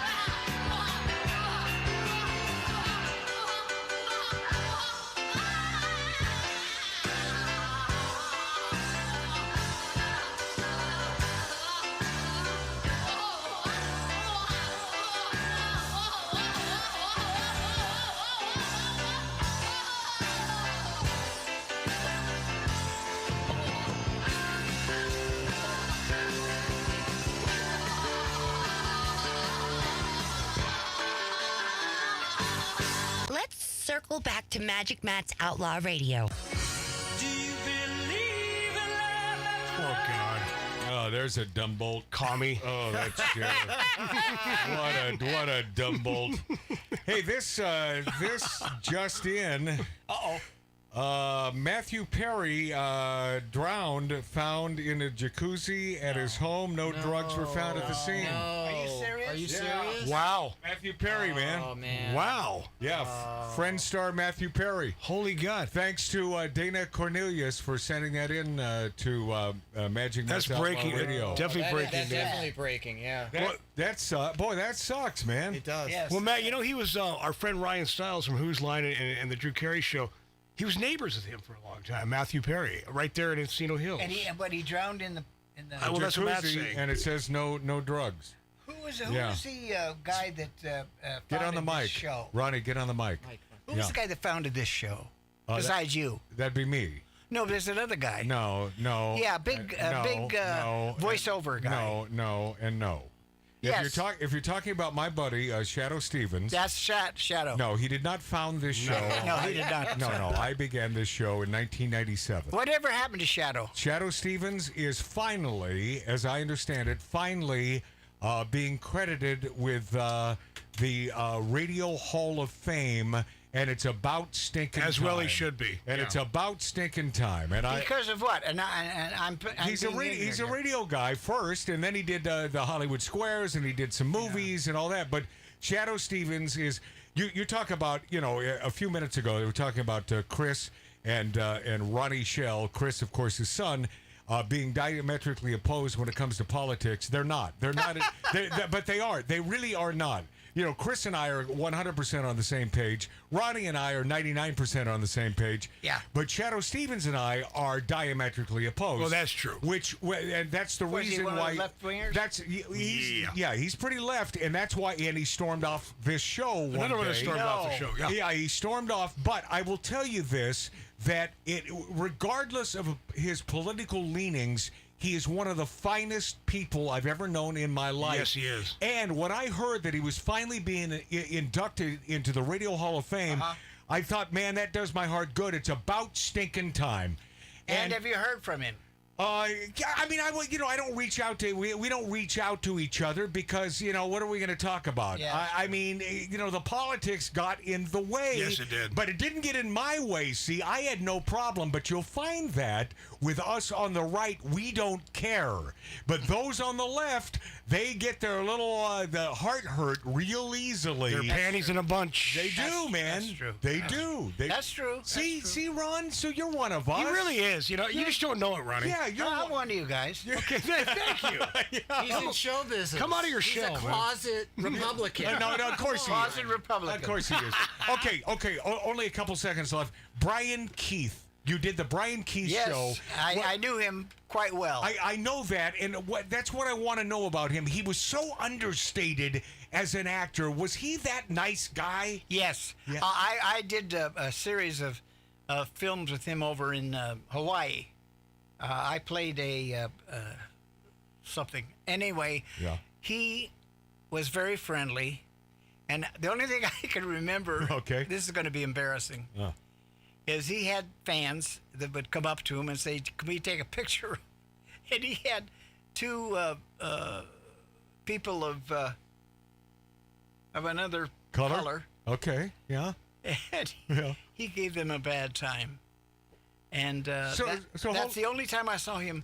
Okay, so being a right winger. So no. Well, not a right winger, but what is that? No, see, but this is you're the right. problem. I didn't mean that. No, you did, and I understand it, Ronnie. People believe that. But I understand that. See, this is the problem. If anyone happens to be racist, it's the lefties. Yes. Yeah. You know, we simply believe in live and let live. Yep. That we could give an S about the color or your religion. We truly don't care. But it's the left that somehow have duped, you know, our friends the blacks into voting for them. Two of my best friends, when I was fighting for our country, you were never in this service. I was in the Air Force for 4 years. I know, and thank you. My two best friends were Norman Smith, who was a African-American ventriloquist from Brooklyn, and Grady Tate, who became a very well-known jazz singer. Right. And those were my best friends. But I never said, "Oh my goodness, they're black." No. Hold on. Do you see what's going on here? This is Ronnie Schell. This is Ronnie Schell double down on his liberalism. See, I'm a Libby. I have two black best friends. I got two black friends. You don't. Yeah. I have one. Who? James McKeechin. Ronnie. Okay, Ronnie Schell. I love you. Well, I love you. And secondly, I love your son, Chris. This has been a Chris real is awesome. Right back at you. This has been a real pleasure. Absolutely. Thank you for having me. Knowing this dude. You're local? You're in Hill? I'm local, yeah, Santa Monica. I'd love to see you outside of this place and certainly away from your dad. Absolutely. Chris, couldn't agree more. Yeah. Chris, you're the only conservative that lives in Santa Monica. by the way. I am. By the way, yeah. Oh God, that's got to be It's hell. a sanctuary city. Oh no, I don't want to. We can go on a. That's got to be hell on wheels. It is. Living in It is hell on wheels. that friggin' toilet hole. It is. Mark C.G. Boyer, thank you, bud. Our HR man, Billy Dilly, who was outside making some barbecue. My brother, Mart. And Ronnie, once again, doubling down. It does my heart good to be with you. Tell you what, I love you dearly. I will come back in 1 month. Okay. By the way, let me show real quickly here on those watching us on YouTube. This is the stack of paper I did not get to yet. It's about 20 pages of Ronnie Schell's stuff that we shall return to next, a month from today. And he might have a story about going to Goldie Hawn's house. I'll have some Goldie Hawn stories to say. All right. That's it. Until next week, I will continue to be Magic Matt. Don't forget, bumblebees can't fly.